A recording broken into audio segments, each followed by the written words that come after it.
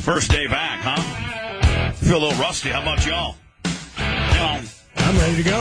Look at a hot little 25. Look at a hot new little blonde on Fox. And Julie. Who's that? Condition in the hospital after a plane actually had to do an emergency landing. I like martinis. On the beach, about a half. Oh yeah, she is a standard. I like martinis. That's all that dress says that she has on. No, that dress says I'm looking for a rich guy, maybe a fat DJ. That's what that dress looks like. Some of the witness photos of what? Yeah, some guy hit the buckle brush there in the beach. Give me some vodka and killed the guy. Here's what sucks. His daughter. No, hold on. Did you know this man said it didn't kill the guy flying or the guy or his passenger? No, did you know that? Killed the guy on the beach. Yeah, now listen, I'm not trying to be a dick here, which usually means I'm trying to be a dick. Now, how much of an idiot are you if you are walking the beach and you don't know a big ass plane's coming? I mean, you got your Dre Beats headphones in, or I mean, what the hell's going on? But if you're just walking on the beach, I know he had a motor failure, right? So it doesn't make a lot of noise. But aren't you kind of probably wouldn't make any noise? That's true. If it's drifting in. I mean, that's true. But aren't you kind of looking around at your surroundings and kind of knowing a little bit? What if it comes dead from behind you? Right. I mean, you're on a beach, so you don't expect. I guess a plane doesn't have a horn. In the salt air. Yeah. They need to start putting horns on planes because something. Well, you need to not land on a beach where people are walking. I mean, you got to take it in the water or something, buddy. Yeah. Sorry about your luck. Yeah, I'm sorry you had to go maybe 17 feet into the wake there, buddy. Your life is not more important than the guy and his daughter walking on the beach. Had been in the water at the time. He was reported missing right after the lightning strike and was found. Oh yeah, and then more people got killed with lightning strike. There's been a ton of people. California. Lately. Listen, man, don't you think that you should maybe that doesn't lightning attract water? Doesn't electricity attract water or something like that? I think the reason that people got caught in it is hold on, we want to hear Ned. Hold on. People running, people looking up in the air. It's really scary. So. He just got back from the Gay Pride Festival. That guy did. And unfortunately, Jesus Christ, me and David are on the beach. That is struck right in the water. Yeah. Anyway, welcome back from vacation, everybody. How'd everybody do? Great. Good. Man, I had a hard time getting up today. I almost called in sick, but I knew that we had a special person, one of our bosses from our affiliates were here. I almost called in sick. Anybody feel like calling in sick today? I'm just saying. I was excited to come back to work. Yeah, because you're trying to get away from your mom. No, your mom's staying with you. I know you're having fun, but listen, man. I've been having the time of my life, actually, man. Cause fish, family, and friends all start to smell after 2 days. Remember that? Fish, family, and friends. That's the one line. That's probably the only brilliant thing that ever came out of Linda Hogan's mouth when other than give me money for when I used to hang out with the Hogans. Fish, family, and friends all start to smell after 2 days.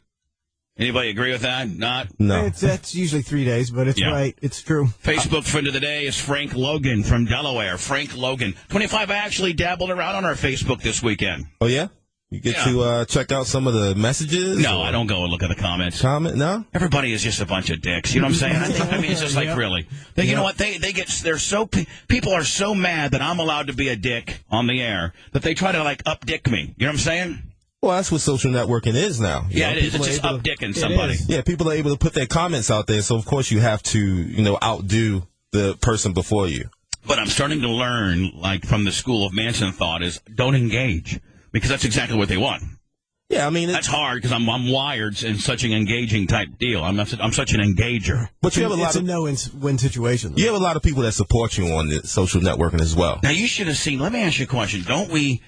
Didn't Manson... You might know this maybe a little bit better.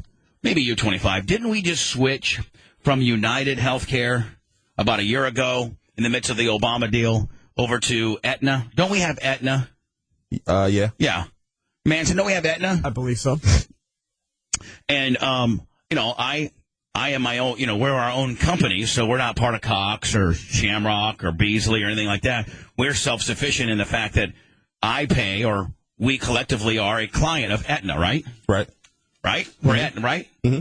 I think I spend $60,000, $70,000 a year with Etna, just formerly United. This woman from Etna on Etna.com email server named Mandy just lit me up. Just lit my ass up. What? Oh, on email. Oh, God, I got so many anti-Charlie Crist emails. Because I had Charlie Crist on. Listen, all you right-wing Kool-Aid drinking, chill out. Charlie's my friend. It doesn't matter what political affiliation he is.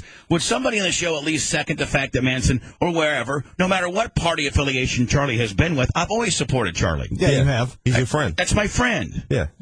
I sound like such a kid. He's my friend. But we're buddies. God, my God, it's just like these people. First of all, I wouldn't think that hardcore Republicans really listen to our show anyway. Would you guys? Well, maybe that just shows you how good the show is, that even those dildos listen to us, huh? I think a lot of different people listen to the show that probably don't even, Wait till you hear what expect. Her name's Mandy Cable. Is she our actual account chick? Yeah, she works you up? No. Oh. She works for Etna. Okay. All right. And she sent me. Now, Manson, when somebody sends something to show at BTLS.com, isn't that, they don't mind it being read because that's where it came from. That's the deal. I'm going to get any emails, including Mandy's next, and how much she hates 25. She doesn't like blacks or gays or me, for that matter. That's not just a bad group to hate at the end of the day. More power to it, whatever. Hate me, blacks, and gays. See where that gets you in life, bitch. I'll be back in a minute. Hold on. The Bubba Radio Network, 1-888-69-BUBBA. The website for merch is BubbaArmy.com. Not to be too local, but did you see the Rays have been on fire? They'd won 9 and was going to pick up the 10th yesterday, but Big Papi rained on their parade.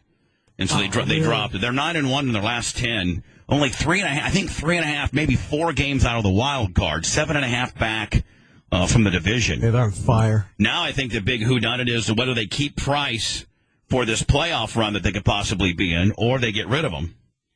He's an unrestricted free agent at the end of this year. They're going to say he's probably a $20 to $23 million a year guy, David Price. The Rays could, if they get the trade deadlines in 2 days, July 31st, they're saying that they can get quite a bit for him now. But he's one of the best pitchers in baseball, man. He's a great teammate too. I say you got to keep him. You got to pay, man. You know what would be so refreshing? This particular market, talking about Tampa, Florida, and the Tampa Bay Rays, our Major League Baseball team. This particular market isn't a New York Yankees or a Boston Red Sox or a Los Angeles, Angels, Dodgers kind of deal. So the television revenue isn't hardly anything, and that's where they pay the majority of their salary. That's where the Yankees can have like a $220 million payroll, and the Rays and the Twins and other smaller markets have like a $58 million payroll. But, how much, listen, this comes from a guy that I make a pretty good living, and we all make a pretty good living, and we obviously want more money when it's time to do that kind of deal. But wouldn't it be so refreshing as, the Rays pay Price $14 million this year, right? Manson, wouldn't it be so refreshing if you got a ball player, and I don't know how many times in sports this has happened, but I think it has happened, and that is where a guy goes, listen, I'm going to be an unrestricted free agent this year. I'm going to get the Yankees and the Red Sox and all these big slinging D teams to come in the $20+ million deal. You know what? I like it here. I'm just going to, if the Rays just pay me $14 million again for the night, I'll just stick around. Yeah, I think I can live on $14 million. Because, now I'm not saying, I'm not trying to be a dick and say, well, it's a $6 million. That's only $6 million bucks because, any of us will take half of that. But, how much is enough? What's the big, really? I know there is a big difference between 14 and 22 million. I do know that. But once you get past that threshold of like 10 million a year, you never got to worry about nothing. It's just the pile. It's just the being a dick pile-on factor, right? Yeah. All right. And there's been plenty of players, when they get up in years, they'll restructure their deal so that they can bring in better players and help, win a championship and stuff like that. Right. Redo their deal. Maybe take another couple of years at a lower amount, right? Yeah. To lower their big number. But wouldn't it be at a guy that's at his pinnacle of his career, like Price, who's not on the backside of his career? Wouldn't it be so refreshing for him to say, listen, this is the team that drafted me out of Vanderbilt. This is the team that I came up through. And I think we have something left to handle here in Tampa. And that is, to win a championship. I think we can better our chances of winning a championship with me on board. Not that I'm being a dick. And I'm going to stick around, and I'm going to play for the $14-15 million that Tampa can afford, and tell the $24-25 million teams to pack sand. But I don't think you really see that very often. Not very often, especially on a guy that's young. Not a guy that's just, wrapping it up like a Cal Ripken that's just trying to get one at the end of the day. Anyway, I kind of think that the Rays have done a good enough job in their farm system, because that's what they're most noted for, that whatever you could possibly get for Price wouldn't maybe outweigh what he could represent for this last half of the season and making a playoff run, right? I don't know. That's how I think. Some emails, of which the one I'm going to end. I wonder if Mandy Cable from Etna has been notified by, I'm sure that there's somebody when we first came out of the box about 20 minutes ago that may know Mandy Cable, the one that works at Etna. I wonder if somebody's texted her or phoned her up and said, hey, did you write Bubba the Love Sponge? Because he's fixing to read your email in the air. I don't understand why she would say that she worked there. And listen, you idiot, you sent it on Etna email server, your work server. Listen, for all you right-wing Republicans that want to send hate emails to your favorite, atheist-based, non-political party, libertarian, whatever the hell we are, talk show, don't send it from you would think that you would be smarter than that, right? Shouldn't you go, 25, you know about all that shady stuff. Shouldn't you go sign up for like a Gmail or a Hotmail or a Yahoo and don't send it on? Yeah. Right? Usually. Some emails. Now, here's what I don't understand. By the way, she thinks, 25, she thinks that you're horrible. Mandy thinks you're horrible. Solidify. Some people like me, some people hate me. Let me just tell you, Not for everybody. Within Mandy Cable's email from Etna, within her email, she hates blacks. This is my personal opinion. Strictly my personal opinion, based on what I've been able to redact from her email. She doesn't like gays, and she doesn't like blacks. She obviously doesn't like me either. But when I read it, I think you guys will be able to dissect that as well. If I'm wrong, correct me. Dear Bubba and crew, this does not come from Mandy Cable of Etna. This comes from a lovely lady named Stacy. Just want to let you know that I love Mad Monkey Radio. 25 said, now 25, how can that be? This girl here, Stacy, likes you, but Mandy Cable from Etna hates you. Because, you're a polarizing brother, aren't you? No, I can see where some people may listen to me. Some people may not. I don't expect everyone to like all my music. I don't expect people to like the things that I'm interested in. Everyone didn't like the Shannon Burke show. Everyone didn't like, easy, because Mandy Cable loves Shannon Burke. Well, but that's what I'm saying. Says, I'm so full of myself that I run off all this talent. Manson, aren't you tired of these people that think that I fired Shannon Burke? Yes, not even close to the case. Did we not have a meeting? Yeah. With us in here and saying, listen, we want you to stay. What do you want to do? And he says, I want to leave. Didn't we all say, are you sure that's what you want to do? Because that's not what we wanted? Yeah. Well, I think Shannon made it clear. I think Shannon really didn't have a choice but to leave, because he was a dick in the situation. So I don't think he knew he could really fix that. 25 Cent keeps me hanging on every word. He keeps the show moving along. Is your mom sending the show emails again, 25? Probably. Please extend his show to 3 hours, maybe even the whole day. This is some bigger Latin bitch that you hooked up this weekend, and you told her to email me, didn't it? Yeah, I got to do what I got to do. I have to plant my people. Your seed. You got to plant your Nubian seed. Do you know? Are you Nubian? 25. You know how you see a black girl and you say she's a Nubian princess? Yeah. Is Nubian a description for an attractive African American? Yeah. Regardless of gender. Yeah. Well, okay. I'm gonna start calling you my Nubian king. Yeah, everywhere. No, I'm just asking, Manson. Is that inappropriate to call a African American man a Nubian? I don't think it is. It's nothing negative that I know. It's more of a African thing. It describes the area in Africa, but okay. Yeah. I didn't know that. You say Nubian? No, but I'm saying, like, if you see a good-looking Nubian princess, right? Nubian Exactly. King, yeah. If you see a hot chick, man, look at that Nubian little queen, right? Yeah. I've never known it to be a adjective or a descriptive word for a African American black guy, but it can be, right? The thing is that any of those words can be used derogatory or descriptive in either way. How can Nubian be used derogatory? Because I don't want it to be. Well, because I want you to be my Nubian in a good way. I know you do, but what I'm saying is that people can take that still and say that you're being racial. Can I get in trouble for the saying? You're going to try to say there could be a full-blown racial gate for me saying that 25 cents my little Nubian king? I didn't say anything about a racial gate. I'm just saying that you know your haters on Twitter, man. Manson, why did Bubba get fired? Because he called 25 his little Nubian king? That's why he got fired. Nubian princess. He didn't call him an N. He didn't call him nothing like that. He called 25 his Nubian king, and he's now officially gone. Bubba the Love Sponge, fired for calling his black guy who works for the show, who's awesome. After reading an email solidifying how awesome he was, Bubba called 25 his Nubian king. He's officially cut at the knees. Cancel Christmas. Show's over. The Urban Dictionary says a Nubian princess technically is a dark-skinned woman with large nipples. You're lying. That's what it says in the Urban Dictionary. Google it, bitch. You're going to try to tell me that the Urban Dictionary says that it's an African-American woman with large nipples? Urban Dictionary. That's what it said, man. Huh. All right. Dear Bubba, I'm Googling that image endlessly. Interested. I'm sorry. Go ahead, 25. No, well, if you look in the regular dictionary, Nubian is a native of or inhabitant of Nubia, an area in Egypt. So really, Ethiopia. It would not be correct for me to call you that because you're not from there. No, I'm not directly from Egypt, no. Can you? You're from Baltimore. Can you find me what would be a cool-ass black guy from Baltimore term, please? I'd like to start calling you that. Just say my buddy. I mean, I'm here. Now you're my buddy? I'm just a regular dude.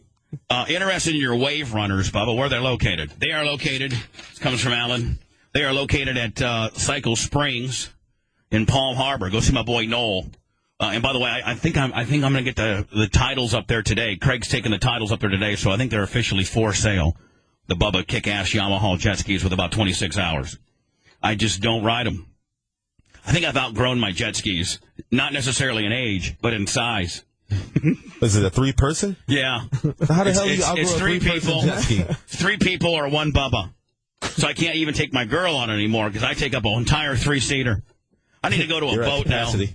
Hi, I need to buy a boat. Why, you don't like your jet skis? No, I outgrew them. Jet skis are too small for me now. Capacity. Maybe yellow fin.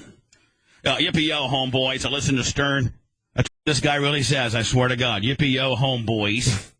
I listened to Stern for about 20 years, and you guys, and since the serious days, the B96 segment was the funniest radio I've heard in a while, even though the segment was 20 minutes or so. It took me about an hour and a half to get through because I couldn't stop rewinding it. Peace out, Holmes. That's what he says, guys. Homeboy. It says, one of the easiest way to get a company out of debt, which will never happen, is to stop paying salaries and insurance of the retired congressmen and senators. They continue to bankroll money until the day they die, and their families still get a life insurance payout after they die. When you allow employees to create their own salaries and benefit package, it will make the company go broke, blah, blah. Listen, sir, Scott, we 100% agree. We've been saying that for years, have we not? That's chump change, though. True. And finally, I'm so late. I'm sorry, but here comes my email from Mandy Cable. Now, Mandy says that she works, it comes from Etna, the insurance company based email server. Please let Bubba know that his attempt to try to make the listeners believe that he was calling Charlie Crist out of the blue without him knowing was terribly orchestrated. Who answers the phone good morning if they're not expecting somebody's call? Well, don't a lot of real nice people, of which politicians are trying to be nice, don't Manson really I wouldn't say schmarmy, but really nice, proper phone etiquette would be to say good morning? Good morning. Right?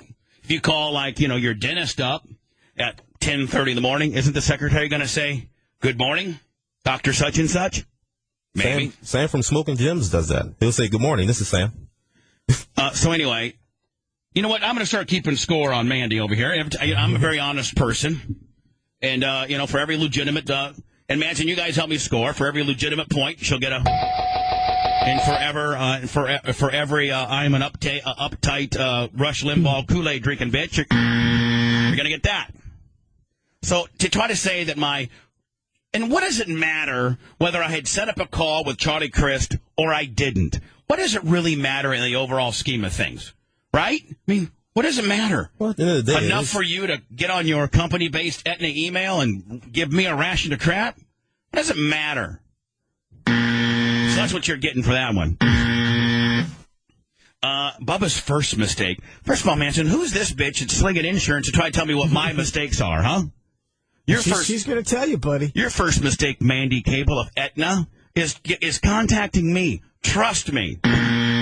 His first mistake was hyping it up so much before the call, lying about combing through his contacts. For not liking the show, she certainly knows the every working thing of the show, does she not? She was riveted. Thanks for listening, honey. Don't they say that people that like the show listen like for such and such, but the people who think we're a bunch of dicks listen like 3 times longer than that? That's what I hear. They let him get under your skin, man.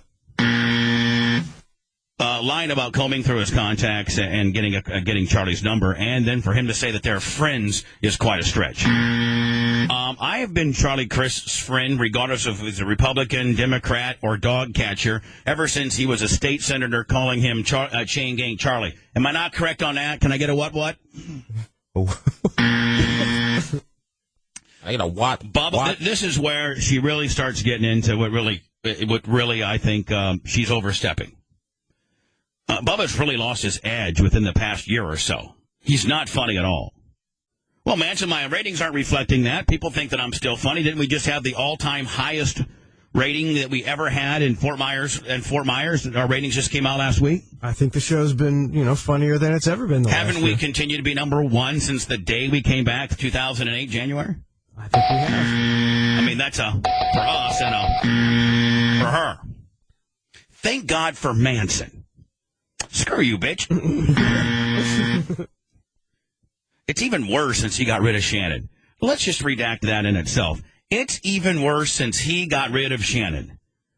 Did I get rid of Shannon? No. He chose to leave. Shannon on a Monday texted me, being a real dick. We had a modern-day back-and-forth text gimmick. I shared that text exchange with everybody in this room. Did I not? Yep. And even to the point where, un-Bubba-like, did I not say, let's burn a timeout, and why don't you take a few days off, because I'm in fear that something bad is going to happen, and we're both, too hot and too mad right now. Let's both chill out. Did I not say that? Yeah. Exactly. So I didn't get rid of Shannon. Shannon then took the entire week off, paid, and we all got together, myself, 25, Tom Bean, and Manson, for a meeting. And we asked him what he wanted to do. And he said he wanted to quit and do his own show. And I hope that you super serve your Etna clients with better data than your favorite radio show. Or I should say the show that you hate the most. We all know that he couldn't stand that Shannon outshadowed him. Well, how did Shannon outshadow me? I mean, it's not even a word. Well, that's what it's. Oh, I'm sorry, overshadowed. I Bubbatized it, of course. Mandy's far more educated than I am. She did not use the incorrect word. I did. We all know that he couldn't stand that Shannon overshadowed him at times. Bubba. So let me ask you a question. How did Shannon overpower me or overshadow me when, I don't know, 7 times out of 10, the shtick of the show is the joke's on me? How does that happen? People always miss that, though. Keep slinging dental insurance, honey. Bubba should work on not being so phony and just go with the flow like he used to. Almost everything now seems phony and contrived and unnatural. I remember how he used to berate MJ for always talking about TMZ celebrity news, and now he does the same thing. Isn't that the pot calling the kettle black? Go back to the basics. When all you used to do was mesh and rib with each other. That's what makes great radio. Oh, that's right. He gets rid of everybody. He gets rid of everyone that makes his show tolerable. Example, Spice and Shannon. Oh, well, that's not quite the best example, I would say, honey. Ask Spice how his new show's going. Another person that left that we didn't want to leave, correct? Manson, didn't Cox come to us and say, we'd like to pluck this guy from your show and put him on at night? And we said, we really don't want that? Yep. As much as I like Manson, this could be Donna actually writing this letter. As much as I like Manson, he cannot carry the show on his own. And 25 cents doesn't add anything worth listening to. One more thought. Bubba doesn't really need to keep saying how hot these women are. We all know that Bubba's still in the closet. Then she specifically says, so Manson, I think this is fine for me to read this on the air, because she ends it by saying, please share with Bubba. Right? Yeah. Well, they did. Then Etna, the company cover your ass kind of deal. Etna then says, this email may contain confident or privileged information. If you think you've received this email in error, please advise. That's like one of those schmarmy ass disclaimers, right? Saying, well, that's good when you send it from your work email. Yeah. Listen, Etna, I don't think I got it in error, but I do have a problem with the fact that I'm a fairly large Etna client, having just switched from United, and I got one of your workers that obviously is drinking the Republican Fox News Kool-Aid that has formed, a not fair or untrue opinion about me. Listen, everybody can have their own opinion. I think she's a fan of the show, that she loves the show, that she just misses some things that were a part of the show, and she feels like they're your fault because those are the only, parts of the story that's really been out there. You haven't really talked about the Shannon situation. You haven't really talked about, when people have left the show. Everyone thinks that you've gotten rid of these people. So I think you have to have a rolling disclaimer, like, every day at a certain, it's like you different beat time. it in their heads. You tell that you didn't fire these people; they left of their own accord. Like have Carl do it real fast. Like, those car dealerships go, that kind of deal. Yeah, and you name all the people that are gone. Right, you say, this is Bubba. Hi, this is the Bubba the Love Sponge Show, and the following people have not been fired, but instead decided to leave on their own accord. And then go through all of them. Thank you. Bubba's not as big as dick as you think he is. He hasn't actually fired these individuals. These people got tired of Bubba's crap, like you probably are. Listen, Mandy, you know what I think Mandy is? She's kind of a bigger girl. And she thinks that Bill O'Reilly hung the moon. She's like one of those Rush Limbaugh, Bill O'Reilly, rah-rah, Sarah Palin kind of deals. She's a big gal. And she really made a mistake because she didn't do her due diligence and realize that we're a huge client with Etna. And now I think that she's got her ass in a ringer. But here's the deal, Mandy. As much trouble as you probably are going to get into, I don't even care. I don't want Etna to do anything to you. I just want Mandy, you to come on the air with me. That's all I want. I want you to say, Manson, I want to be able to refute some of the things with the truth so that maybe Mandy and I can have some common ground, right? That'd be great. The old Bubba would have been like, screw you big fat bitch. I hope you get fired. The new Bubba's like, listen, honey, let's burn a time out. Let me fill in some misnomers that you have. Maybe you have a better understanding as to what I'm all about. And I'm not gay. I'm not in a closet. Nothing. I'm sorry to disappoint you. 25. Let's see if we can get a hold of Mandy. First of all, Edna, I don't want you to do anything to Mandy. It's her right. It's her. As much of a right as I have to say the things I do, she has the right to. She has the right to express what she thinks about me. But here's the difference. Can somebody please validate this? Manson, I do have the right to say anything I want, right? Yeah. But let me fire off an email from the Bubba Radio Network to McDonald's, one of our clients, or to, Elder Ford or Old Northeast Jewelers or something like that, right? As much of a right as I do have, when you're a client of somebody, you kind of got to watch your ass a little bit on what you say, right? Of course you do. That's just business. It is. Mandy, you idiot. So I'm not trying to quell your First Amendment right, but you need to certainly try to recognize that Etna is a business that does have clients, and sometimes you got to kind of watch your fat mouth. That happens to me all the time. There's a lot of things I like to say about a lot of people. Or make up a fake email and, Yeah, Mandy, I mean, how smart are you? Account and harass them on Twitter. How much are you really super serving your Etna clients, and how smart are you? All you had to do is do one of those fake-ass Twitter accounts like they do and call me every kind of name in the book. You idiot. Way late. Back in a minute. Hold on. I don't know how my song went from Depeche Mode to Deftones. This is the one that I originally tried to fire. Bubba Raceway Park, Saturday, Ned, 3,000 to win. We've been off for a month and a half. We make our resurgence Saturday, 3,000 to win National Late Model Series. So hopefully, Ned, you'll be up there with me. Thinking about it. Thinking about also having the Bubba merch trailer up there because we've been closed for so long. Because it's so rainy in July. And so we're coming back after about a month or so hiatus this coming Saturday, Bubba Raceway Park, Ocala. More information, go to BubbaRacewayPark.com. It's 3,000 to win National Late Model Series. I think you have a great time. Ned's going to be up there, the Bubba Army merch trailer. So if you ever wanted to buy any of the merch that we're slinging now, you can get it in person if you come to the races this coming Saturday night. 2 instances of people trying to smuggle stuff, so to speak, and they're, I guess your butt's not considered genitalia now, is it?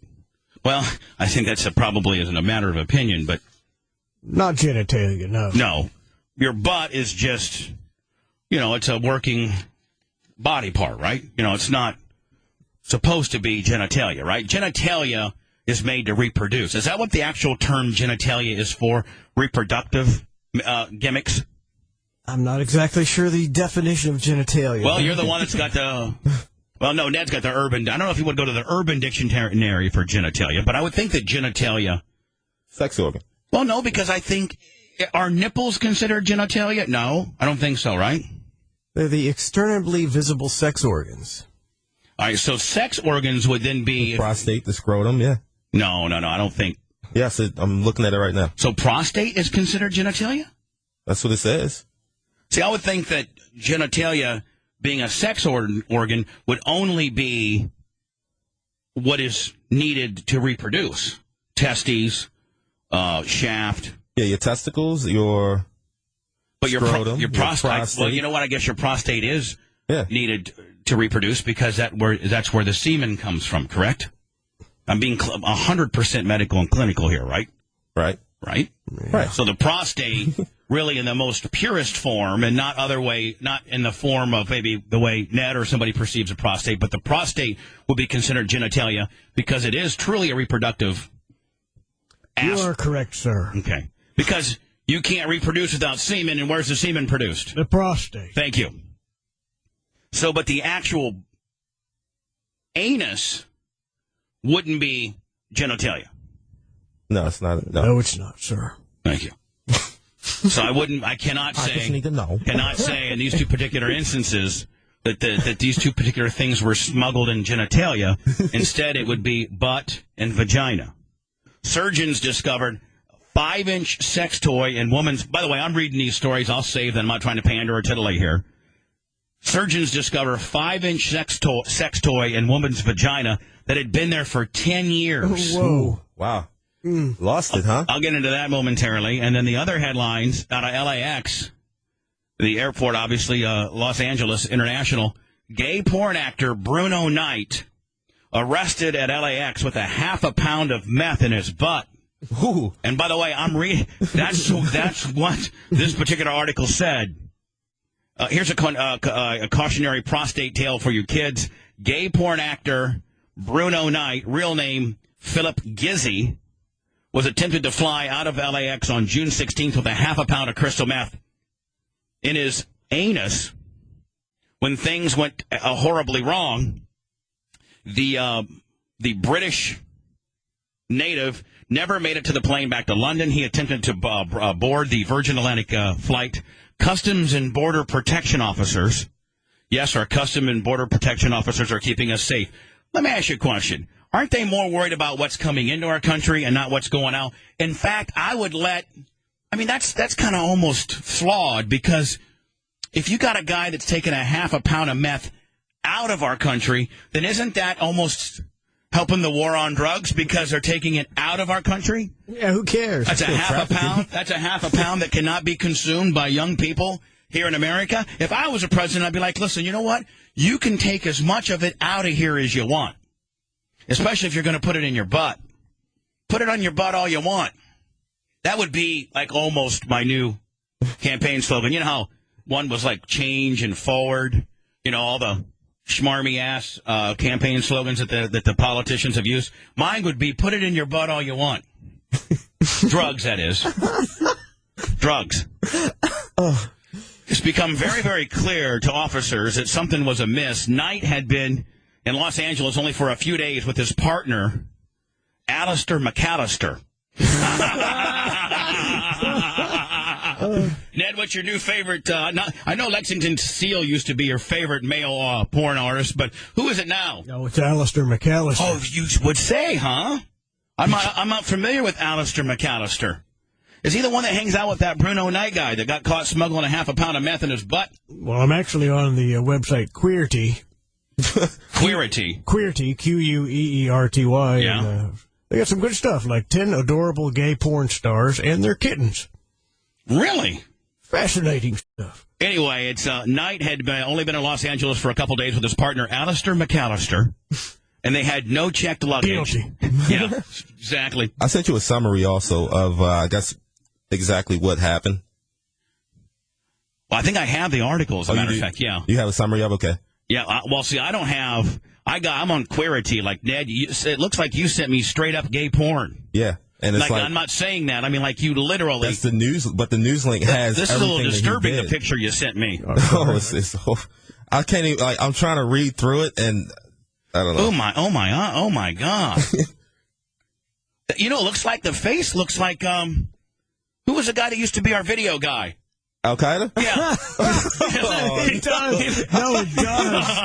It's lighter. It really does. Hey, we know what Al-Qaeda did. He's not here anymore. Al-Qaeda's not doing gay porn. And by the way, 25 sent me the actual, like, it looks like the police, like the report, right? Yeah, the actual report. My God, some of these pictures here. Right. Okay. No wonder women. Oh, my God. On June 16th, 2004. I think. Gizzy. Huge. Gizzy. By the way, this comes from like the police report, okay? Yeah. Gizzy was scheduled to depart from Los Angeles International LAX from Terminal 2 on Virgin Atlantic Airlines flight number 24, destined for London, the United Kingdom. CPB LAX was conducting outbound enforcement examinations on passengers for this flight. CBP, I don't know who that is. That's probably some type of agency, received a tip from the DEA earlier regarding a possible drug smuggling. How did that phone call go? Hello, Officer Waters. This is Officer Clem from DEA. I know you're ahead of the CPB there in LAX. Listen, Customs. Customs. Yeah, Customs Agent Waters. You over there, sir? I'm here. Yeah, this is Clem over here at LA, at wherever the hell I'm from, DEA. And listen, we got a tip, if you will, that there's this gay guy. This gay actor. His name is Bruno Knight. And he's traveling with a gentleman by the name of Alistair McAllister. And we've gotten a tip that they have a half a pound of meth in their butt. So, you might want to give them like the stop shop and shake and bake roll kind of deal. You know what I'm saying? Why don't you come here and handle that yourself? That sounds like something you'd be more into. No. Listen, I'll tell you what, Mike, you got Officer, don't you have Officer Mandico the third over there? Officer Mandico here. Yes, Mr. Mendico? I'm here. We got, what do you got? You got a ball gag in your mouth? That work? Are you ball gagging that? I can't get it off. Waters got you ball gagged, sir? Somebody can help me with his ball gag. Well, you really get into your enforcement, don't you, sir? But anyway, we got something right down your power alley, kid. Since you got the ball gag already ready. We got Alistair McAllister and Bruno Knight. They're a couple gay porn guys. Oh, I know their work well. Yeah. Send them down here. They're coming down there in the next, they're going to be on flight 24 going to the UK, and we got an inside Iggy that Bruno Knight's got a half a pound of meth in his butt, so we're going to need you to do the thorough two-fingered cul-de-sac Willie. Is that okay, bud? No, but I got a straw, so I will be good. Stevie Nicks Willie? Yep. All right, cool. Reverse Stevie Nicks? Yep. Well, listen, I know you really get into your work. You do a thorough examination, and we appreciate your concern in this matter. Appreciate it. Thank you, sir. If you want to come and watch, feel free. No, it's okay. I'm down here with Officer Lewis, and we're, trying to pick up some freaks. He's a pretty popular dude. He's got 42,000 followers on Twitter. Anyway, the Customs received a tip that possible drug smuggling. Based on the information from this tip, Customs were able to identify Gizzy as the possible drug courier. Customs agent Robert, this is his name, Robert Rector. I swear to God, I swear to you guys, Robert Rector. I swear to you, Customs agent Robert Rector and some other buddy encountered passenger Gizzy on the jetway at approximately 9:15 p.m. and asked him questions. Gizzy appeared to be nervous. Do you ever notice that they always use that as the a possible parameter to go to the next step? You looked a little nervous, buddy. It says Gizzy appeared to be nervous and sweating profusely. Let me tell you something. If you were to question me, I could have absolutely zero anything bad on me, and I would always be sweating profusely, and I'm always nervous. So I don't think that, listen, I love you, police officers. Nobody sticks up for you more than me. But that whole nervous and sweating profusely, old boondoggle that you use, that shouldn't be allowed. Most people are nervous when you start, asking them a bunch of questions. And when you're fat like me, you sweat all the time. I mean, literally. Gizzy told the officer that he had ingested drugs over the weekend, but was not high at the moment. But this guy's soft and stupid. Right? You don't ever admit to nothing. No way. Listen, I did take some stuff this weekend, but I'm not high currently. The customs agency then referred Gizzy to Customs Secondary, located at the Tom Bradley International Terminal, the Federal Inspection Service area. Oh, I wonder what that is. That is it stirrups? I mean, you work there. Is there stirrups and all kind of deals? There's all kind of deals. At approximately 9:15 p.m. that evening, Customs Rector and Polanski were conducting a CBP outboard enforcement examination. Oh, is that what they're calling it now? That's what they're calling. That's what we're calling anal cavity searches now. Leave it to the government to be able to fluff up anal cavity search as an outbound enforcement examination. Ned, what are you getting ready to do? An anal search? No, I'm getting ready to do an outbound enforcement examination. So they got a tip. I wonder who they got the tip from. Probably, you know how some of them, I'm very pro-gay, but you know how some of those jilted gay lovers are, right? Alistair McAllister probably took Bruno Knight away from, somebody else, and he's like, blew him in. Listen, gays are very, very intelligent and very smart and very vindictive. I mean, I'm just telling you. I mean, gays are a lot like women. Well, they say that, Manson, hell has no furry. What is it? Hell has no furry? Furry. Huh? Hell has no fury like a woman scorned. Yeah, so now... Having sex with a person in the... Let me ask you, by the way, 25, dressed up like Barney? The thing that you sent me, I got two guys here. I mean, it's crazy. Yeah, I had to X out of it. Yeah, well, I couldn't take it anymore. Unfortunately, Manson, I have to continue to read the article. And so anyway...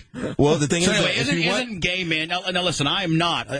there's not a gay that's listening to the show that can take this as me being anti-gay, because I have my own our own pro-gay T-shirts, pro-homo. We tried to be in the gay pride parade to support the gays.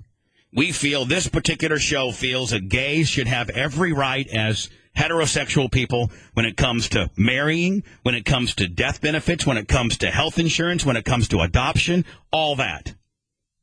And if we can't poke a little fun at you, and as everybody can poke fun at us, well, then really that ain't very cool. And so, isn't gay men somewhat feminine at times, right? I mean, you obviously have butch, and whether it's lesbian or male, right. Homosexuality, you have a butch and you have a femme, right? You have like the female of the right. Relationship, I guess, right? Will be considered the male. So. Was it a bear, I guess? I don't know. So what I'm saying is... The bottom? Back to what Manson said, when you piss off a woman, women are just evil. They really are. Well, gay men that are not the bear role, but instead the female role, they're women-like, are they not? Their mannerisms and things like that are women-like, right? Very flamboyant. Yeah. So, obviously, Bruno Knight pissed off some flamboyant guy there.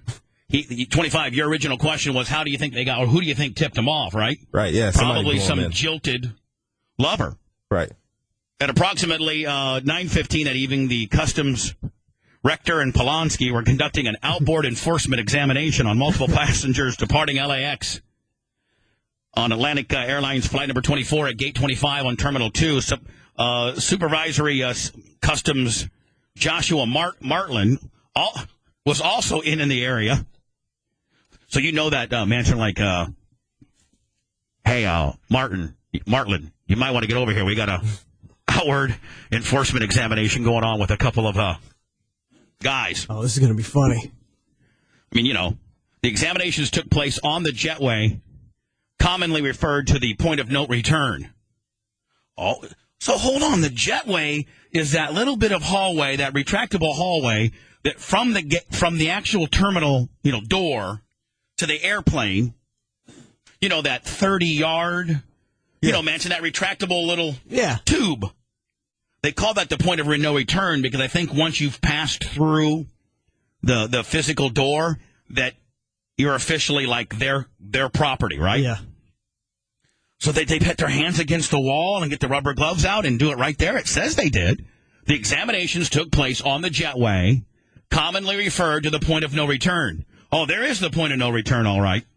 I mean, man, I wouldn't think that they could do that right there. Would they? Maybe if they, if they got a tip, nobody was in there and it wasn't visible. Well, I mean, even when we went through customs going into, Canada and stuff, they have a whole section off area. I'm pretty sure they probably. Yeah, but it's not the gangway. They don't. I mean, I don't.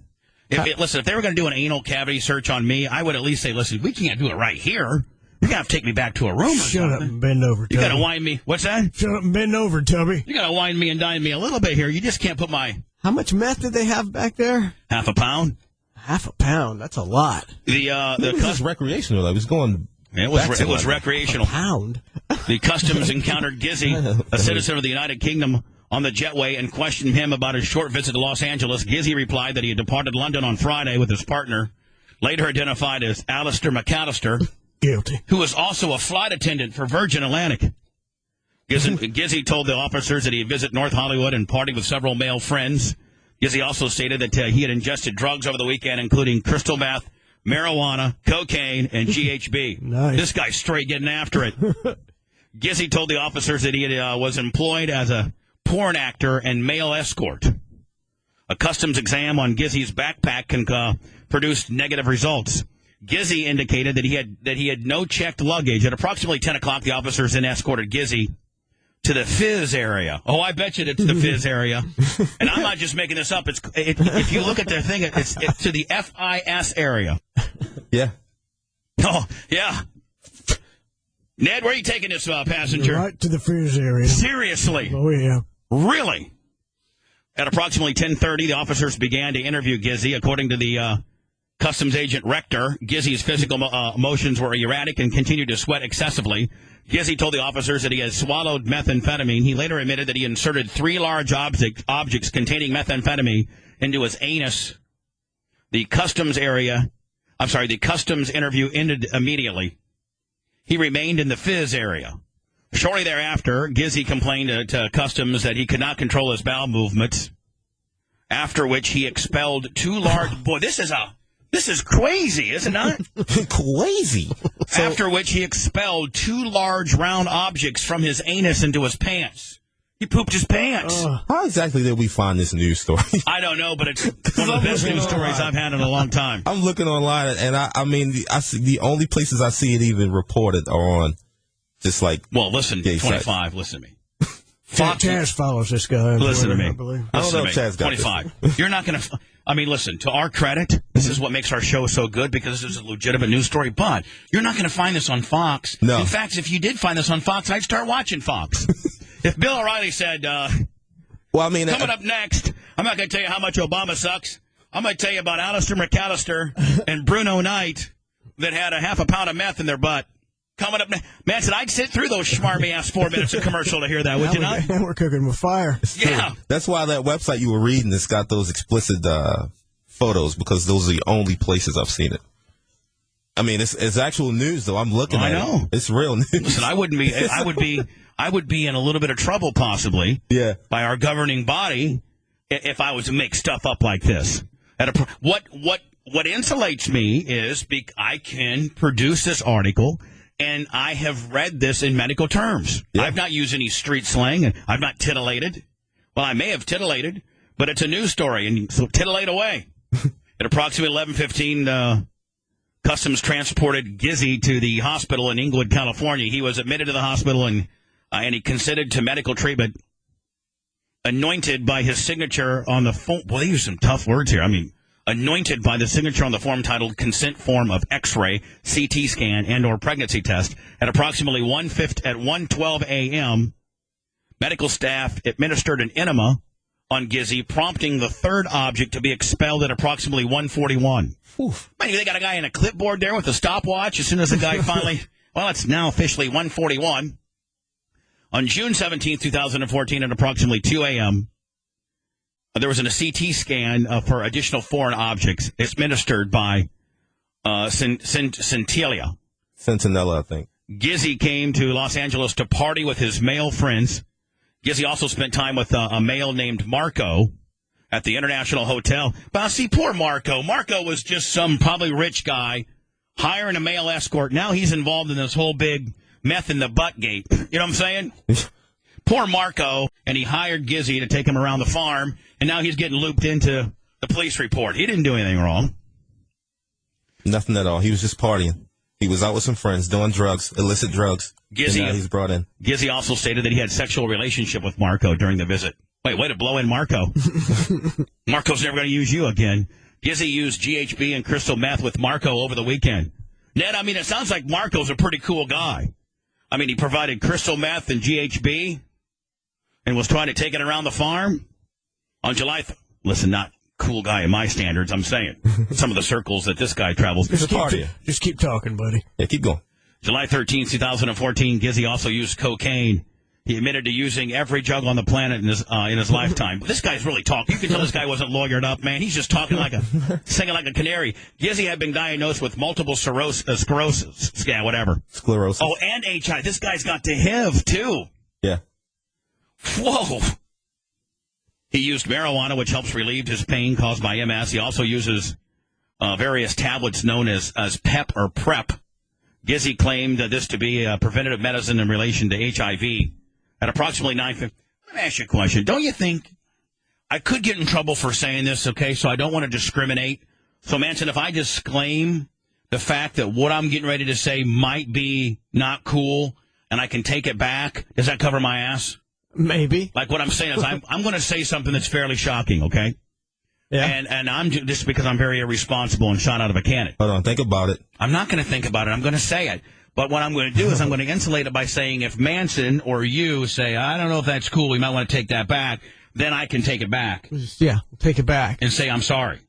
We got our fingers crossed. All right, ready? Don't you think that maybe we shouldn't allow people in our country that have HIV? What do you mean? What if they caught it here, though? 25. Don't try to trip me up on a technicality. I'm saying. Well, no, I'm just saying. If you catch it here, listen, if you enter our country with not HIV and you leave, well, then consider it a gift. But I think that we shouldn't allow people with that deadly of a condition into our country. You can't roll in here with malaria, right? I mean, there's a lot of diseases where you cannot travel to. You can't travel. Yeah, they're not going to let you in. So you can't even bring back like oranges from Jamaica because they might have some fruit fly gimmick, right? So why are we going to allow some gay guy from the UK over here to infect other non-infected men? But that's Gizzy, though. I think Gizzy is a U.S. citizen. No, I don't think he is. The other guy isn't. Oh, Alistair McAllister? Knight. Yeah, Bruno Knight. Alistair McAllister, I believe, is Gizzy. No. It starts out by saying gay porn actor Bruno Knight, whose real name is Philip Gizzy. All right, you two can keep bickering, but we're running late. But no, we are running late. But Manson, is it wrong for me to say that in my personal opinion that you shouldn't allow people that are infected with HIV into our country? Any contagious disease, I don't think you should be allowed into the country. Hold on, I mean, what's a real contagious disease? I guarantee if your kid's got chicken pox, you're not going to be able to fly with him on that plane, right? No. Well, isn't chicken pox, isn't that child's play compared to HIV? We've all had chicken pox. Yeah. I'm just saying, like, if you got the HIV, they shouldn't let you in here. We don't want anybody else getting it. To each its own. Anyway, Gizzy is officially now in jail. I don't know what happened to Alistair McAllister, whether he got off or not. Well, I'm sure he got off. I don't know if he got incarcerated or not. I think it says Gizzy is Alistair McAllister, so that's why I'm like confused. Yeah, I'm confused. I think you got yourself confused. Yeah, Gizzy is the one who's the flight attendant. No. You guys got duped by Queerty. I'm way late. I really wanted to spend more time on the woman that had a 5-inch sex toy in her vagina that had been there for 10 years. I think that might have been a little bit more of a story that would have gone to our P1 male demographics. I don't know though. Instead of the Gizzy / McAllister / who's the flight attendant, who's got the HIV, I don't even know.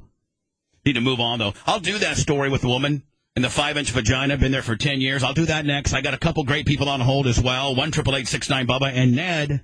We were in. Would it be correct, Ned, if I said we were in remiss by not getting to your top 5? We would be remiss.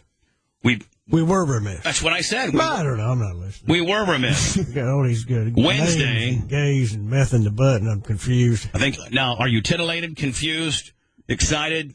I've run the gamut of emotions, buddy. Ned's top 5 that we so irresponsibly did not get to on Wednesday prior to a 2-day vacation. I'll be doing that. Ned, I'm almost too late to short space it into 7. I almost need to throw it over to primetime 8, maybe.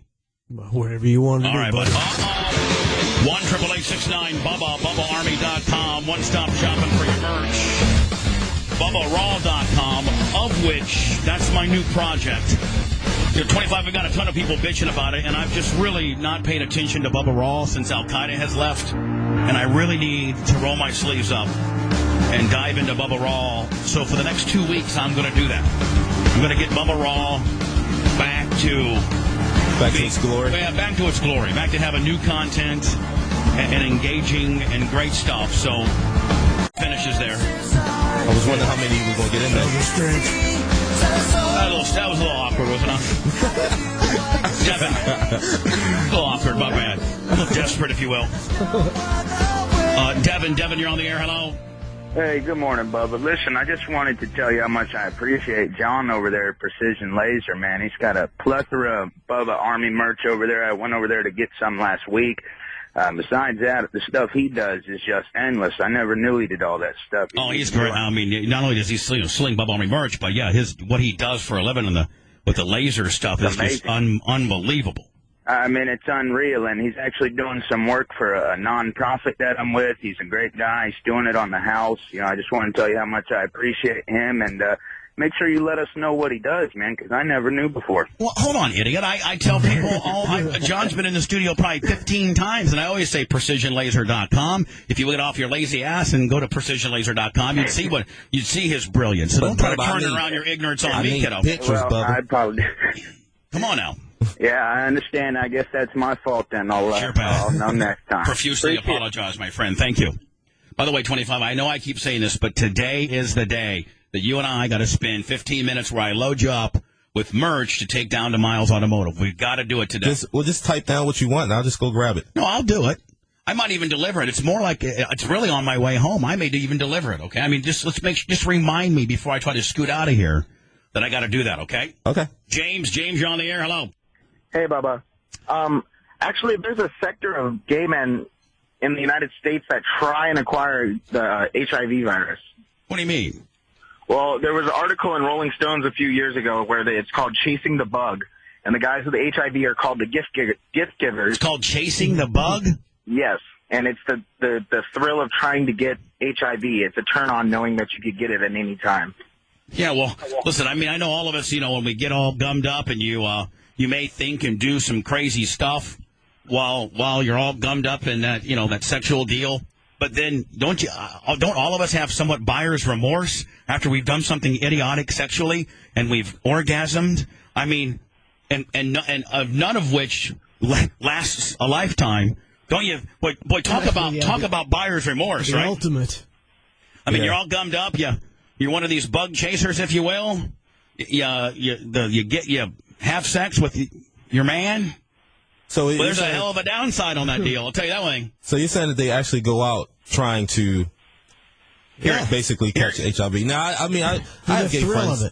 I have gay friends that they have talked to like other guys that they do that as well. But I mean, it's just like more. They're bug chasing? No, not bug chasing, but they really don't mind dating a guy who has HIV. Look, it's like herpes roulette. I mean, it's the same principle. I mean, no, Ned, you can take pills, I think, to suppress your herpes. It's kind of the same thing. I mean, I think with AIDS, though, now you can take pills to suppress that now, don't they? That kind of deal?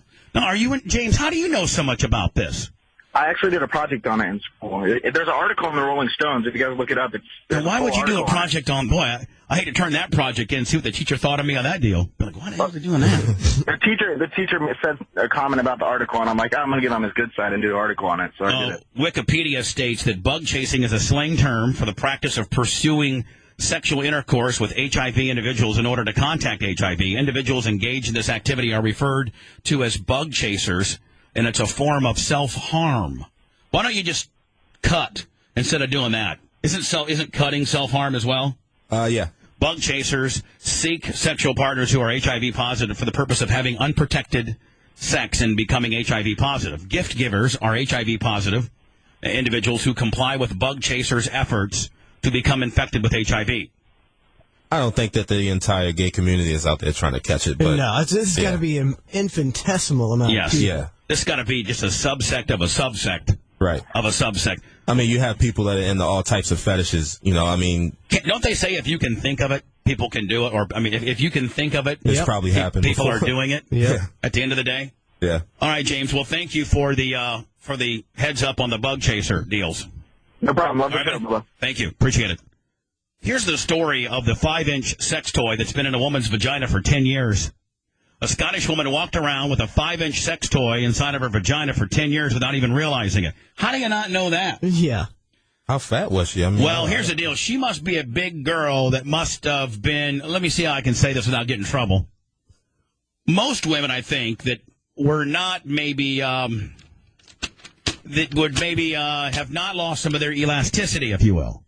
Right. Right? Right. Okay. Is that who you're looking for, Ned? No, I'm just saying you got it right. Okay. So medically, Ned, right? You know, medically. Yeah. So you're a big girl, and you maybe have lost some elasticity. I think that any normal woman, no matter how many children that they have, you would be able to know that you had a 5-inch sex toy that's been, lodged inside of you for a decade. Yeah, you'd think you'd immediately notice that. You'd feel it when you move a certain way. Unless you've just worn out that area so much that you don't even have any feeling in it anymore. Oh, my Lord. Yeah. Anyway, a 38-year-old woman arrived at the hospital complaining of severe weight loss. Hey, there you go, Ned. Now I know how to lose weight. You just do that. I can help you out with that. She also experienced mild incontinence for a few weeks. What's that, not being able to go to the bathroom? Or not being able to control going to the bathroom. On further examinations, doctors were shocked to discover that a strange foreign body protruding into the bladder from her vagina has caused the blockage. They surgically removed the item and realized that it was a 5-inch sex toy. The medical staff were even more taken back when the woman revealed that she'd used the sex toy with her partner approximately 10 years ago. She also admitted that she was under the influence of alcohol and claimed that she couldn't remember it or not. So she blacked out and left it in there. and then they put this part in there, really? The woman has a normal IQ with no, so they're saying like she's not retarded or nothing, with no signs of depression or psychosis, and had not been a subject of abuse, according to the case report. But the sex toy had caused her potentially life-threatening damages. The woman has been suffering from a rare, some type of fistula, which is an abnormal tract which allows urine to flow through the vagina. She'd also had an obstruct blah, blah, blah, blah, blah. This is because the vagina is full of nerve endings that are extremely sensitive. One doctor at the hospital says that who was not willing to comment on the patient's specific case, confirmed that it was highly unusual for such a large foreign object to go unnoticed because women's vaginas have millions and millions of nerve endings. The patient's case, reported by the blah, blah, blah, has been is one of the longest. It says it's one of the longest, one of the unbelievable situations in the longest running period of. It's the longest that a woman's ever had a foreign object in there. So has she not had sex for 10 years? And if she had, wouldn't the man maybe he notice wasn't very well something hung as well? I don't know. Very bizarre. Maybe the guy. So they like break off in there? Well, no. I'm guessing that it could have been something like that. Like I've actually seen like outtakes of again videos, but Oh, I know you've seen a lot of videos. Ricky from Fort Myers. Hello. How's it going, Bubba? Good, sir. Hey, I just want to mark out for a minute, man. I sent you the picture on Twitter. Me in the strip club. Yeah, I saw you had a white Bubba Army shirt on with a couple of little stripper freaks in a red velvet like chair kind of deal. It was kind of. I was in the champagne room. Well, really, there is no champagne. That's called that's a sucker room. Because let's just be honest with you, Ricky. They took you to the champagne. Let's see how this went down, right? So you're in Fort Myers. You're in this. What particular gentleman's joint are you at? Scarlett's Cabaret, man, and they all love you in there. The girls knew who you were and everything. Of course they do, and I love them as well. Make sure you spread that, okay? Yes, sir. So you're there, and you're getting your dance on, you're getting your drink on, and then you got some hot little freak Then when she gives you the lap dance, she kind of puts the knee right there at the boys, nice little, get you right where you need to be. Then she says, hey, let's go back to the champagne room. That's exactly how it went. Ned, hey, let's go back to the champagne room, Ned. All right, I'm in. All right, so. I stand behind the champagne room all day. So at that point, Ricky, did she tell you, did you say, well, did you just, like a dumbass say, okay, or did you actually ask, what the parameters within the, how much does it cost, what do I get? Or were you so gummed up that you just said, okay, what'd you do? A little bit of both. But as you're going, I think they got to disclose how much they're going to soak you for. How much did she tell you? Did you ask how much it was? Yeah, she was straight up. So how much was it? She wasn't straight up, because if she was straight up, she said, listen, you know what? I'm going to charge the hell out of you. I'm going to get you so blue gummed up, and then I'm going to basically, just put you back into rotation. You're not going to get anything from me. We're not sleeping together tonight. I don't think you're attractive. I'm just trying to sucker you out of your last dime. Man, if she really, at the end of the day, Ricky, was totally honest with you, that's what she would have said. And I guarantee you she didn't say that, did she? Well, not completely, but no. But, I did end up getting a phone number. We have texted back and forth yesterday. Right. Well, she's just keeping you on the line. She's actually, you know what? You got yourself a smart one there, buddy. Yeah, keeping the clientele going, man. Yeah, exactly. You're going to be what she calls a regular. So at the end of the day, man, she takes you back there. How much did it cost to get back there? It was $300 an hour. Ooh. Oh. Did you at least get to see her butt naked? Ned, tell this gentleman how far $300 an hour goes, or how many different sessions. At the J Spa Japanese or aromatherapy place you go to. It's a month. Ned goes to this Japanese aromatherapy where they say that they walk on your back and stuff. And Ned, you walk out very relieved. Very satisfied. Yes. But that's the reason going to a strip club. $80. Hot stone therapy. But that's the reason going to a strip club, though. You go in there for the fantasy of a hot chick that really likes you. The chick doesn't really like you, man. Poor Ricky. Ricky, I'm sure that you're not, a millionaire or nothing, right?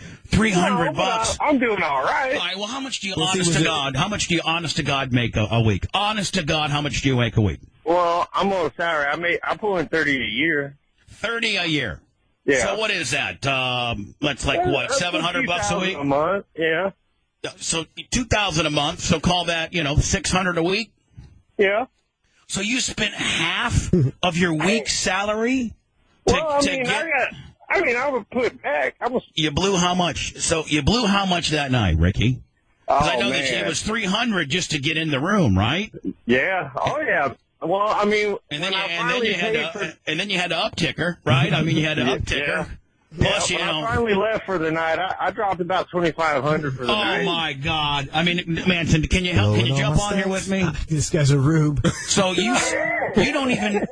That's about what you make a month. Yeah, well, it was fight night, man. Listen, man, if you're Derek Jeter or something like that, and $2,500, which is what you give valet, man, you know what? Do whatever you got to do.